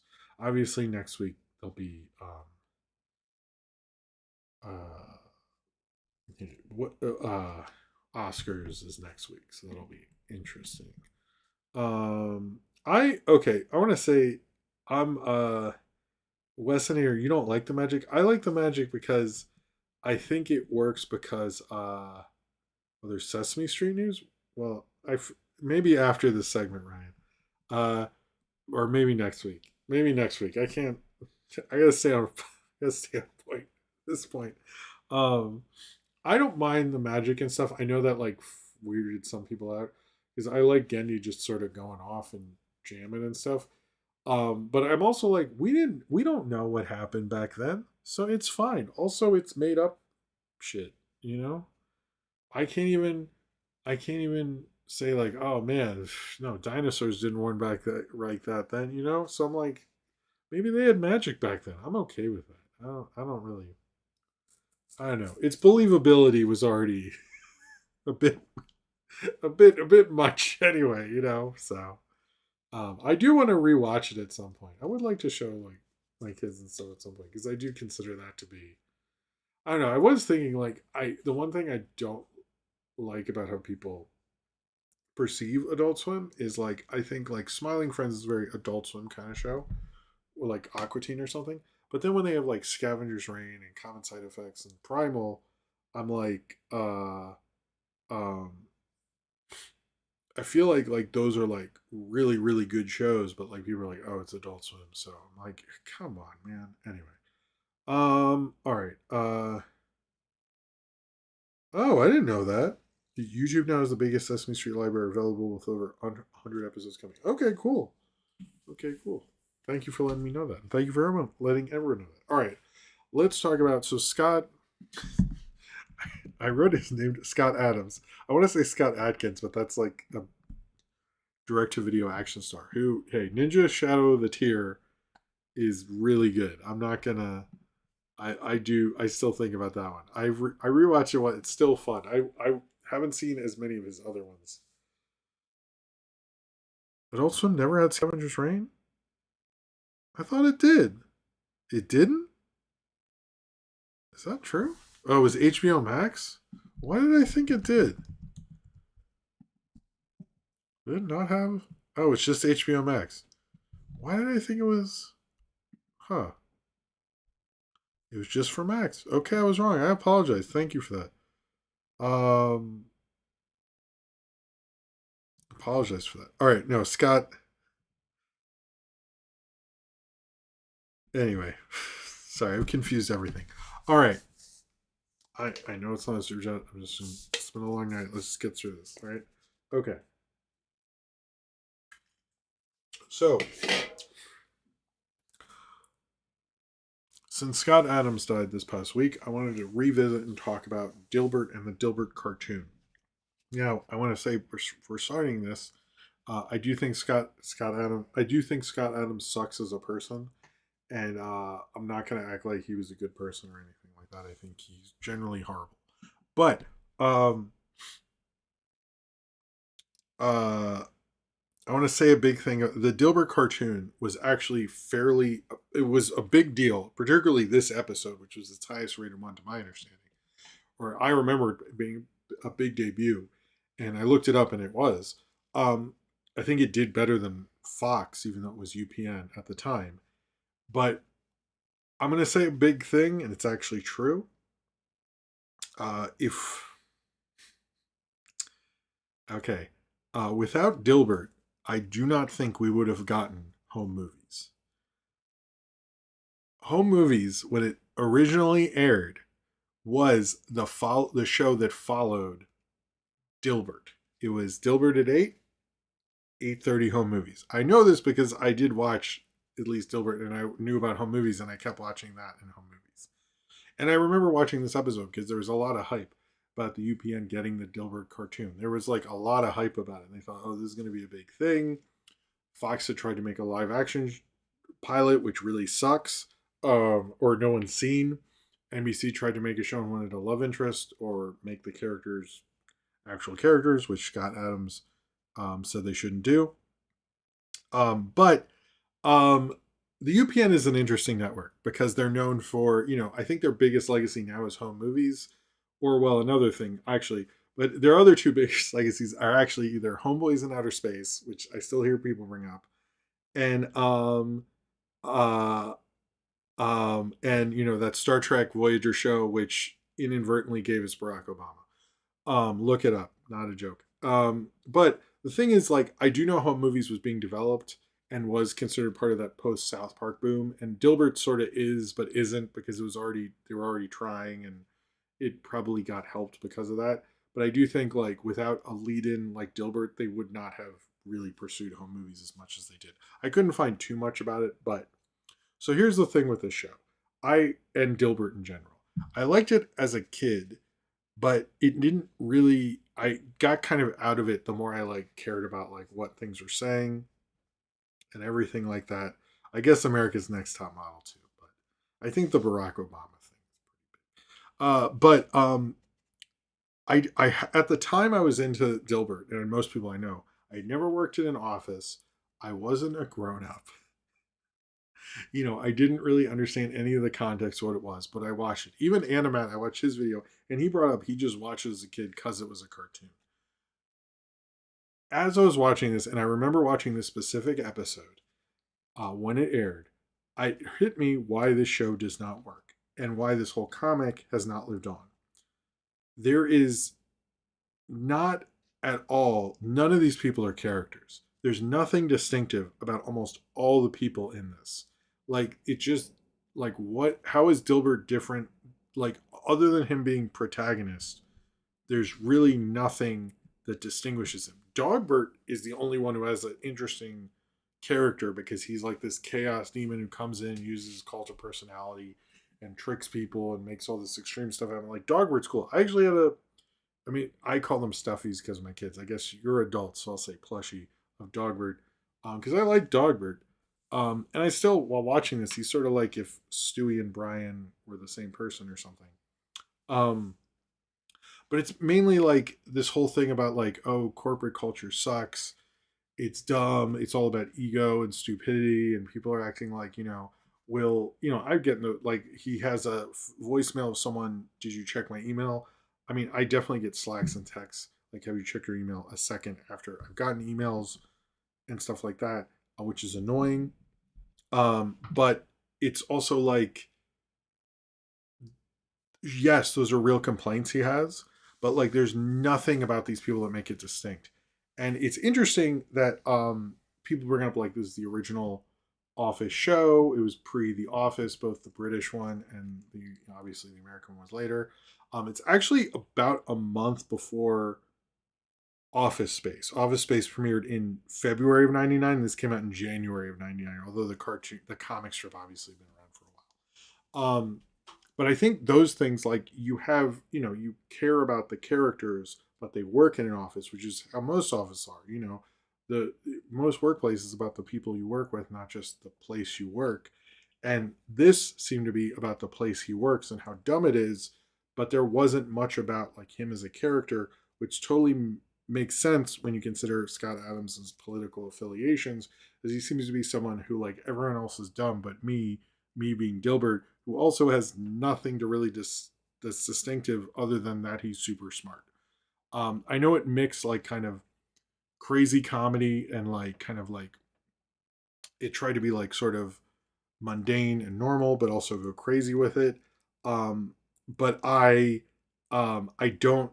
that didn't really work. But I think the biggest problem is like you have to follow these characters. TV shows are about characters, and it just never really works other than like Dogbert. And then they have Ratbert, who I always thought the thing was they like look like Dilbert, but they're an animal, and Ratbert's just a rat. Like that makes no sense, but that's a minor complaint. I think the thing with this whole thing and why it didn't live on is there's nothing really distinctive. He's, good to read in a comic. Well, he's okay to read in a comic strip. But like if you look at Boondocks or Calvin and Hobbes or Peanuts, you understood what each character represents and what they're doing. Um and nothing about this is character based on motivation. It's based on talking about an office, which it seems like Scott Adams barely had any experience with anyway, and he's just making very general news about. So it's also like this was popular at Office Max and Staples. So obviously this is not a cool thing that was going to live on, like the other comic strips of its era. I don't think it really says much about corporate culture other than it stinks. The only thing other I remember about this show um, was there was his friend character had an episode where he saved up enough PTO over 10 years so he could take a year off until his HR was like, well, not every year is reoccurring, which is a real HR thing. I'm surprised. I mean, it's kind of funny, but it was like some of these are like, yeah, dude, you didn't know that? Like they usually, okay, Nico, don't play with the power cord. That's not going to work well for you. Okay. Okay. You want to say hi to everybody? Okay. Do you need to get out of here? Is that what it is? You can get out this way. No, no, don't go back to it. Oh my God. This cat's going to get electrocuted. Okay. Why don't you? Hey. Go. Up. Okay. I'm talking about important things like Dilbert. Okay. Oh, and then she just went right back. Mom, I'm talking about Dilbert on my podcast. Okay. All right. We'll just stay up here. Okay. Uh I mean, Catbert was what the crazy HR person, live action Catbert. I like that. I should do the Opus Christmas special at some point. And you're purring. This is mixed messages, Nico. Um, uh, no. I also remember at the time because they had, I think it's Larry Charles from Seinfeld, because they were really hyping up the show, and they didn't have the Seinfeld cameo was later in. Ow! Oh, that didn't feel good. Okay.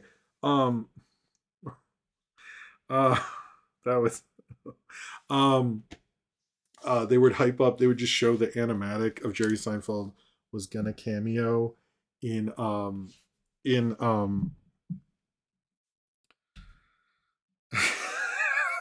I might. This was gonna make more sense, but now this cat is like playing with the. Hold on, let me get her out of here. Come on, come on, come on. Go, go play with the other cat. That's what you're supposed to do. Like you're ruining the memory of Scott Adams. Sorry. I was like, this is gonna be a good segment. Now it's like really falling apart. Anyway, they they okay. Sorry, it just makes me laugh.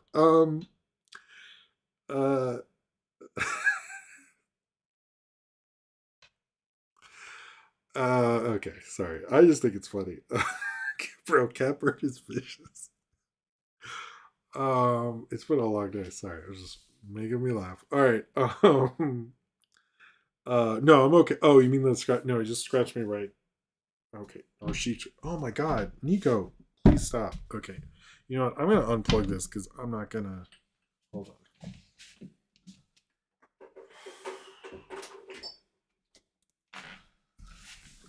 I know streaming 101 is you do not unplug your power cord, but I'm also like, let's not. That's she needs to not do that. All right. Yeah, nobody wants to talk about. I agree. Drew Carey's show is better. So, yes. So when they're trying to hype up,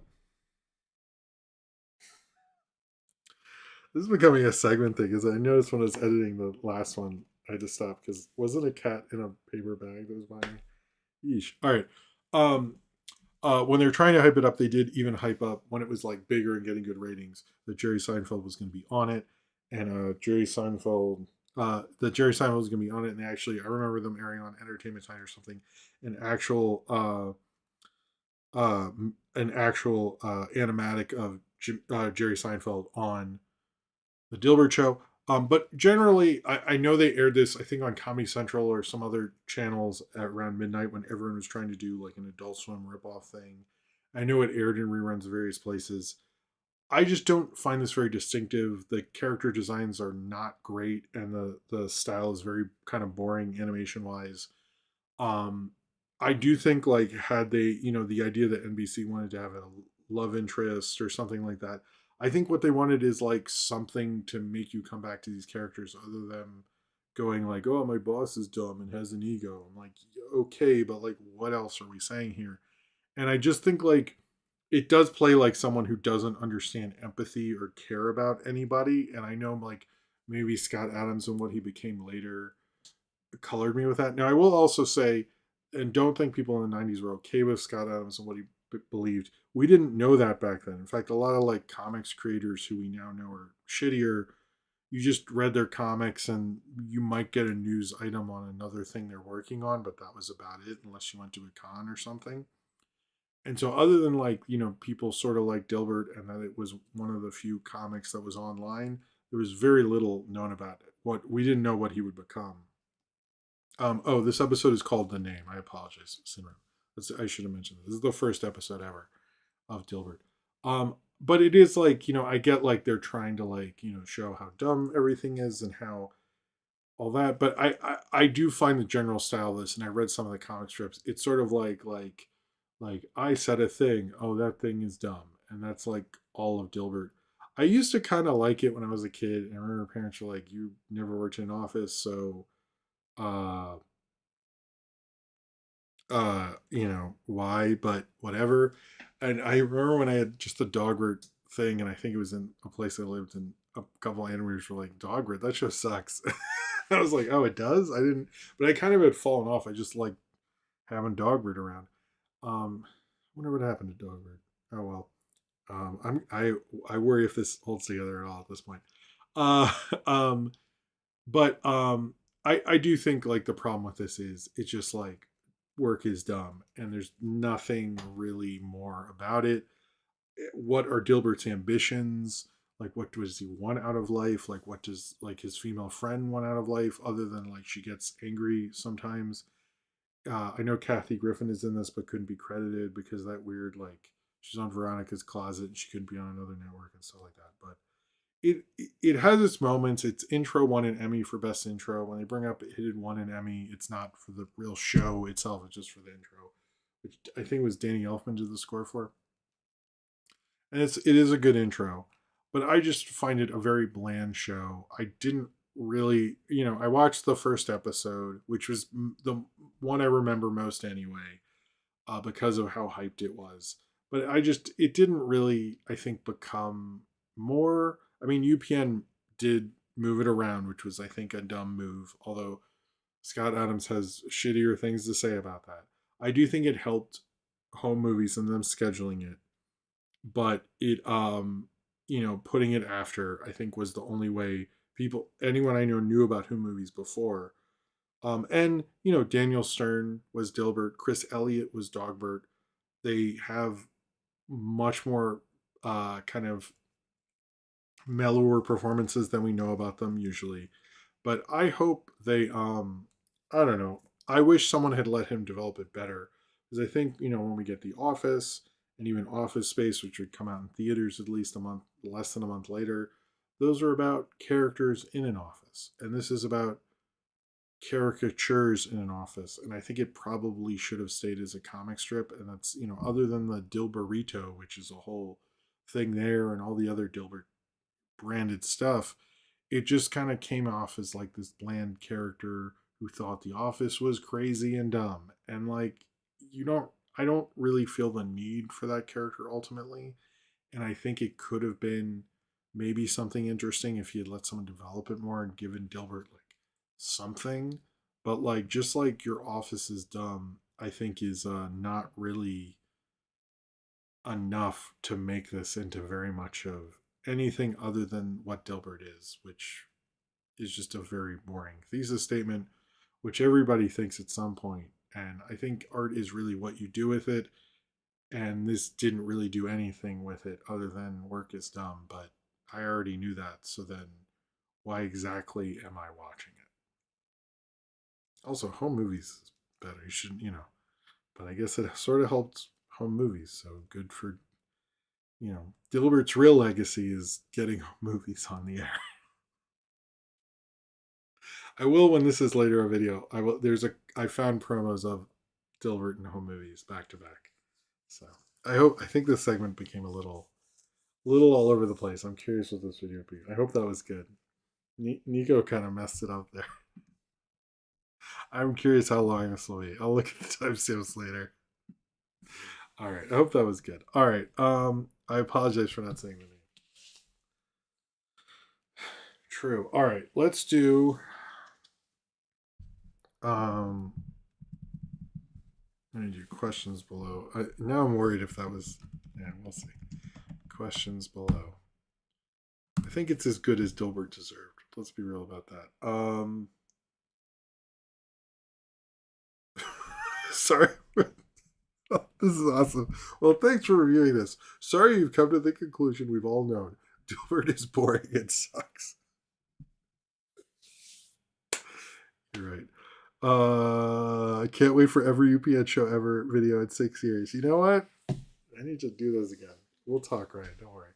Anyway, let's hold on. Let me get the Patreon questions.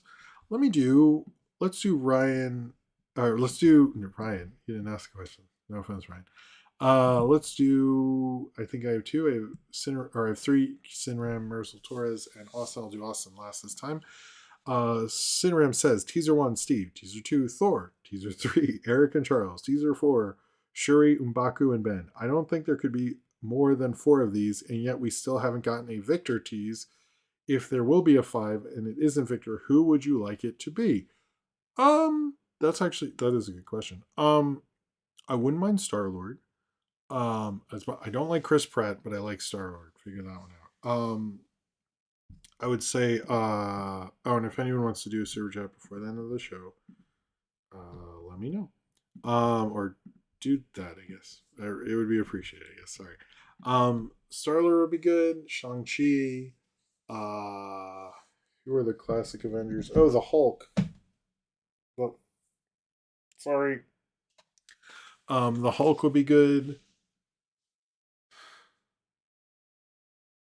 I think Star Lord would be interesting. Like, what's he up to? The rest of the Guardians of the Galaxy. Oh, that'll be weird. They'll be involved and there's no James Gunn. That's gonna be strange. They've done Wakanda. They've done Fantastic Four. I can't think of. I mean, Captain Marvel. I don't think they want to do that. So I'm gonna stick with Star Lord. It's like, what's he been up to now that he's on Earth? That'd be interesting. Like he's in a grocery store. He's like, what? I feel like that would be easy for him. All right, Marisol Torres. It's been a decade since the Fine Bros tried to copyright Reacts. So what do you think happened to those guys ever since? I've actually don't never watched those guys, so I wouldn't have known either way. But yeah, I mean, I don't know. It's same thing. What happened to the BuzzFeed guys? You know what I mean? And I think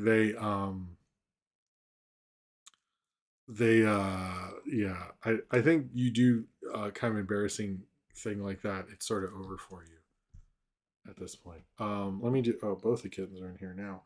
Austin said, "Hey Jim, hope you're well. Just inside today because it's a snow day. Oh, awesome.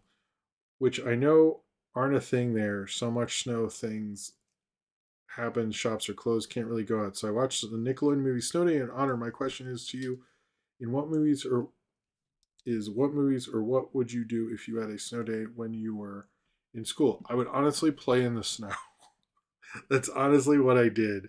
Movies wise, we watched Star Wars a lot. I remember watching Labyrinth one time. I remember watching my X-Men animated series tapes.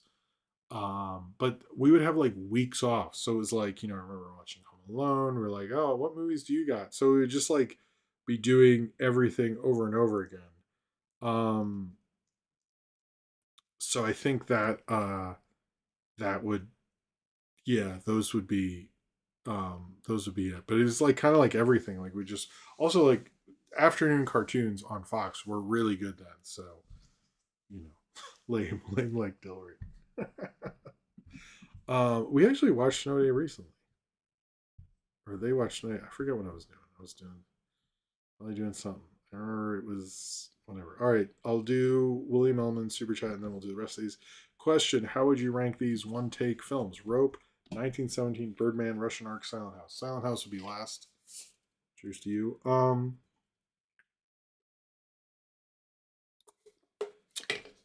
would probably go.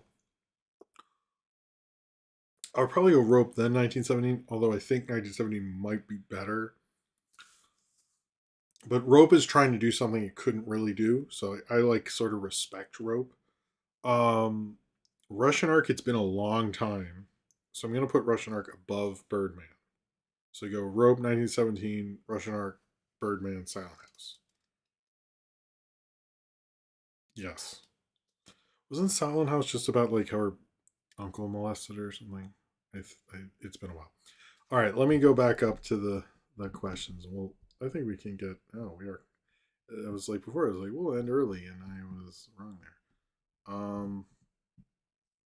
there. Okay. Question. Question from Zane Pires. Would you elaborate what you mean Dilbert's cousin sick? Like, why isn't Wally firmly the lazy slacker while Dilbert himself is the rational, smart, but disrespectful worker? I don't think that's enough. And Larry's like only does that in a few scenes. Most of the time, like when they're in, what I mean is like if they're around an office table, they just make comments. They don't make comments based on character. They just make comments based on like how dumb their workplace is. That's like the only thing that show cares about and that whole property cares about. Cornbread. I was really out of it last week, so I didn't even do my obligation. You didn't really show us your Christmas stuff aside from cards. You're a gamer now. What Switch games is Santa? We didn't get any Switch games really. We're just playing Mario Kart and Smash Brothers anyway. So I mainly got pajama pants and these and things I showed you. I'm not. It wasn't. I got Sabrina Carpenter's Home. That was cool. So I guess that's the only other thing. Did you ever eat a dilbricho, or would you? At this point, I would. I sort of remember them, but I didn't know how big of it. It like has all your daily vitamins. I don't. Whatever. Would you have tried the dilbricho? I wish I had. A lot of dilbrito questions. He really was like they really put like if you went to Office Max or Staples, there was so much Dilbert stuff. It was like and anytime the few times it was in office, there'd always be Dilbert. So he was really like took over the office culture. But I think that's also why it didn't live on because it wasn't like something for younger people. It's for something for people my age in an office 30 years ago. So what do you think is hurting Star Wars? The Doubloon Hunter. Weird fans, and I think the fact that they well,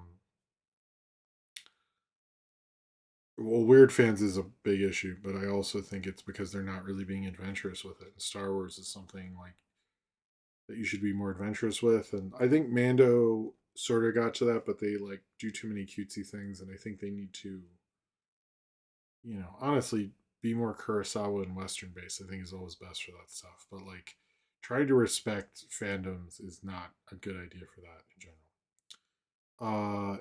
Emblood T favorite movie that got canceled. Maybe the Chris Gaines movie. Maybe the Madonna biopic. Is that happening or not? That's the question. Those are the two that get on the top of my head. The Batman Beyond movie. I still think about that one.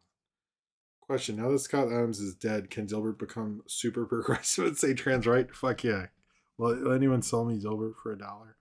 My mom gave me Scott Adams' autobiography and said I should learn from him since he's a successful writer. Did your family ever encourage you to follow in the footsteps of someone who sucked? Don't think so, but probably. Al Vasquez, when is the Bride trailer coming out? Don't cancel me. Yeah, I don't know. I haven't seen it. I didn't talk about it at all. Question: how many more Star Wars movies that will be announced and never get made with this new administration? I do think there'll probably be other issues with it, but I think I don't know who would be the Star Wars person at this point. And I think like what has happened is we had this era where like to be an auteur you had to go through a franchise, like Coogler or James Gunn or Ryan Johnson. But now all those auteurs have their own autonomy and are their own brands. And auteurism changed from that. Then auteurism, you had to see the auteurism through the franchise. Now the auteur is the box office thing, like Nolan and stuff. So I think like um I think these franchises are less appealing to directors. So I think we'll get worse directors, and I think because of that. But I think six will be King. Wait, you didn't ask a question? Oh, did you just do it right now? I fucking probably did. Now I gotta hit refresh. Bet he did. Fucking Ryan Washington throwing me off. While this refreshes, I will answer a different question. How are the Ellisons doing compared to Bob Chapek? Is there any chance they end up the same fate? Well, I'll say this: Bob Chapek got the Muppets on Disney Plus, the Muppet Show. The Ellisons have never like. I will always defend that he, at the very least, gave us the Muppet Show on Disney Plus. Wait, you didn't ask a question. Why did you say that? Unless you. Okay, now Ryan, I'm confused. Um. So I'll give him that, but I don't think so because they own the company. Chapek didn't own anything.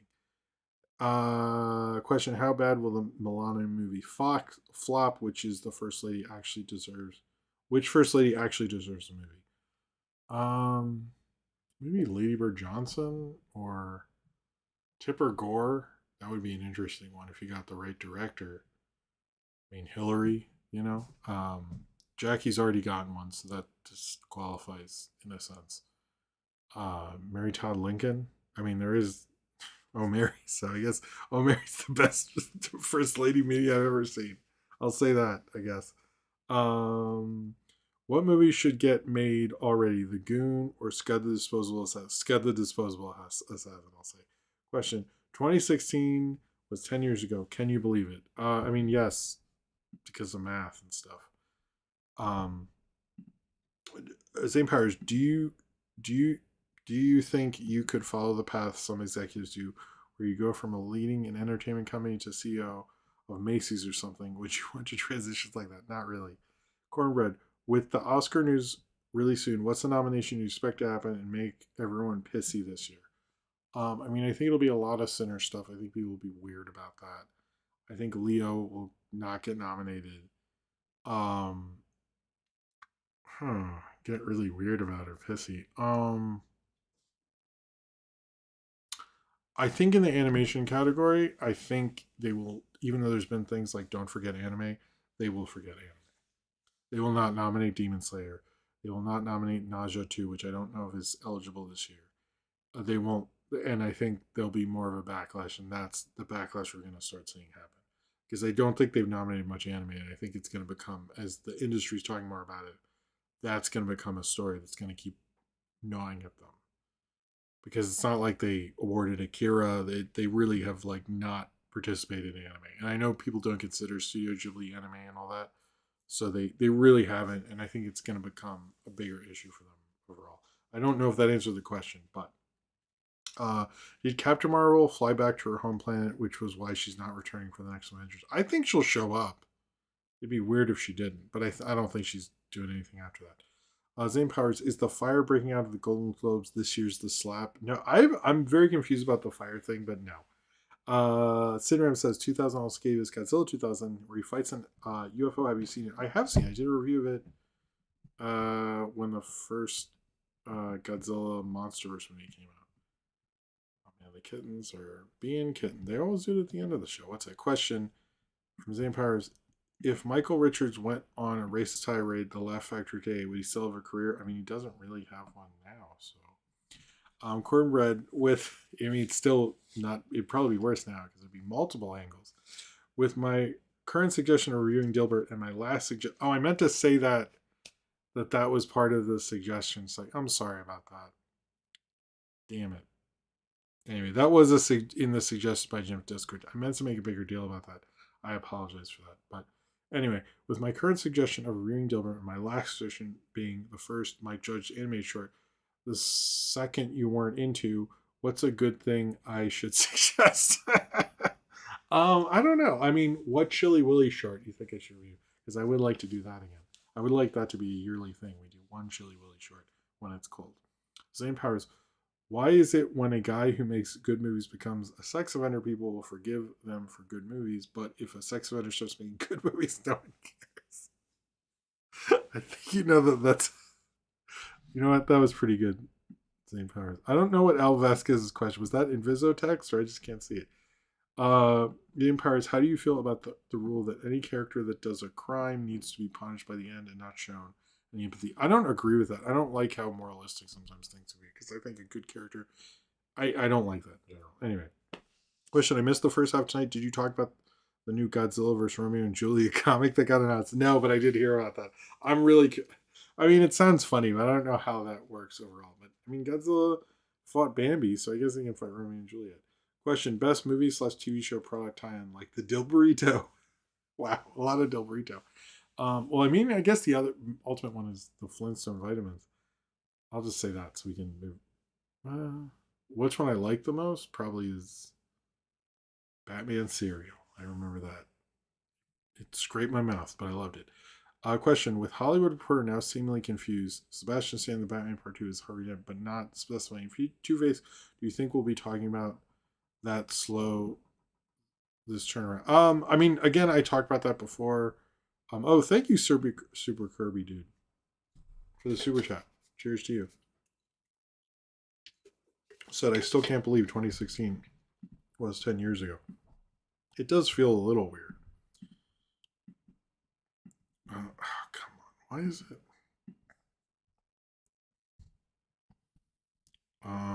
Where are we? Okay.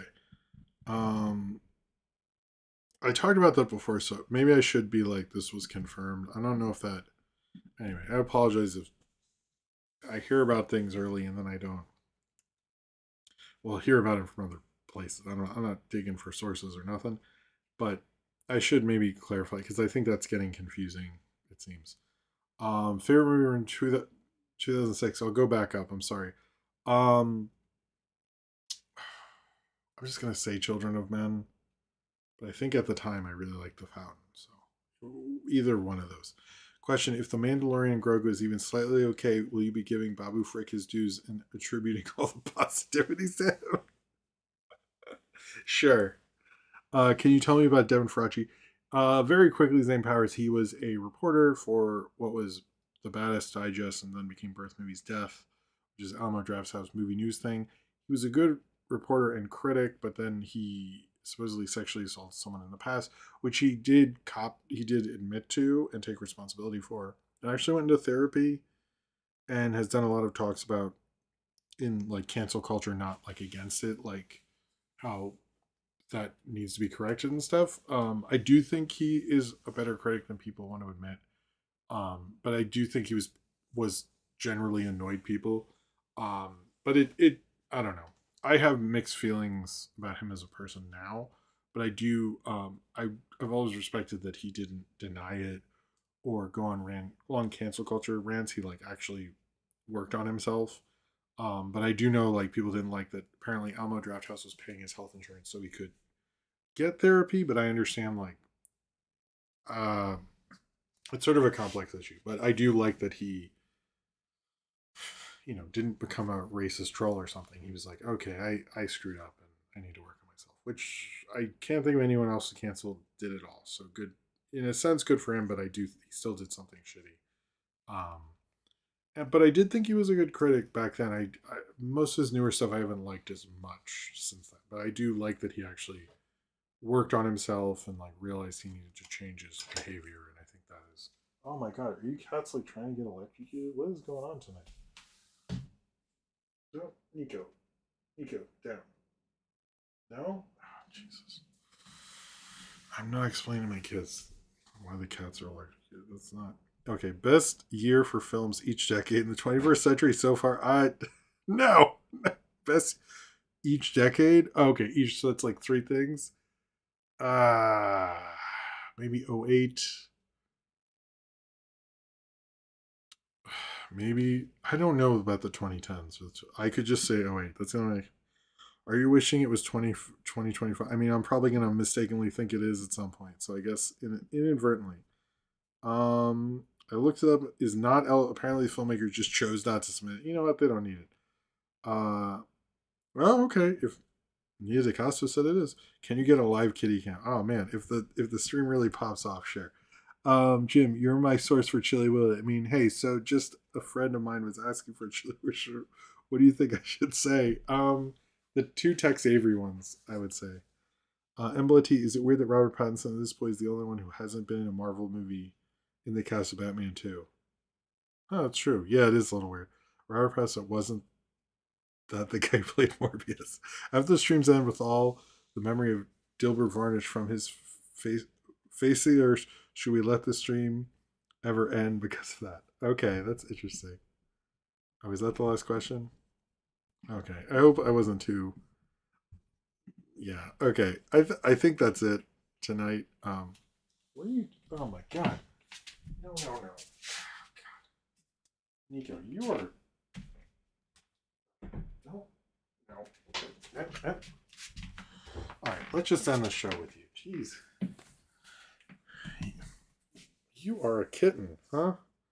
All right. Let's. What were you doing? Eating that. Do you want to say hi to everybody?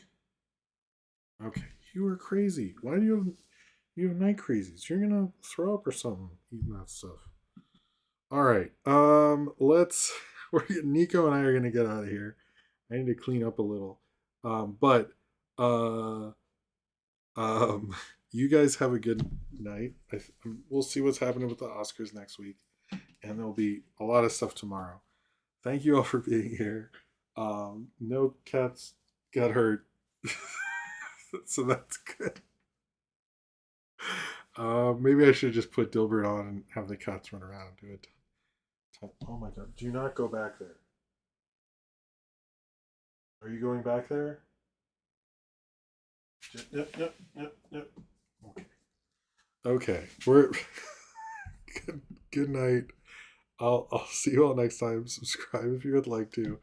Oh, let me say thanks to the super chats. Okay. Let me say thanks to. Hold on, and then we'll say goodbye. Nope, nope, nope. You went back up, didn't you? Oh my god, no. Okay. No. We're gonna put. I just need to finish up this stuff. Okay. Okay. Let's say thank you. Okay. Thank you to William Melman, Sinram, Al, Austin, William Melman, William Melman, Magellan Butterfly, Zane Powers, William Melman, Sinram, William Melman, and Super Kirby Dude. Thank you all very much for the super chats. This is funny with you guys. I will say I'm gonna have to figure out. I hope that Dilbert segment works out. I'm a little worried about it, but cheers to everyone. Thank you. Is that another kitten? Oh my god! Thank you for being here. You all have a good night. Nico, thanks you as well. I'll see you next time, and have a good weekend. See some. Ow! Oh my god. Okay, don't scratch me, please. Uh, see you guys later. Peace out, and see one of those Oscar movies before, and you can look. Is it the longest one? Anyway, maybe. I need to look that up at some point, but not tonight. I'll see you all next time. Subscribe if you like to. Enjoy the videos, and see you later. All right.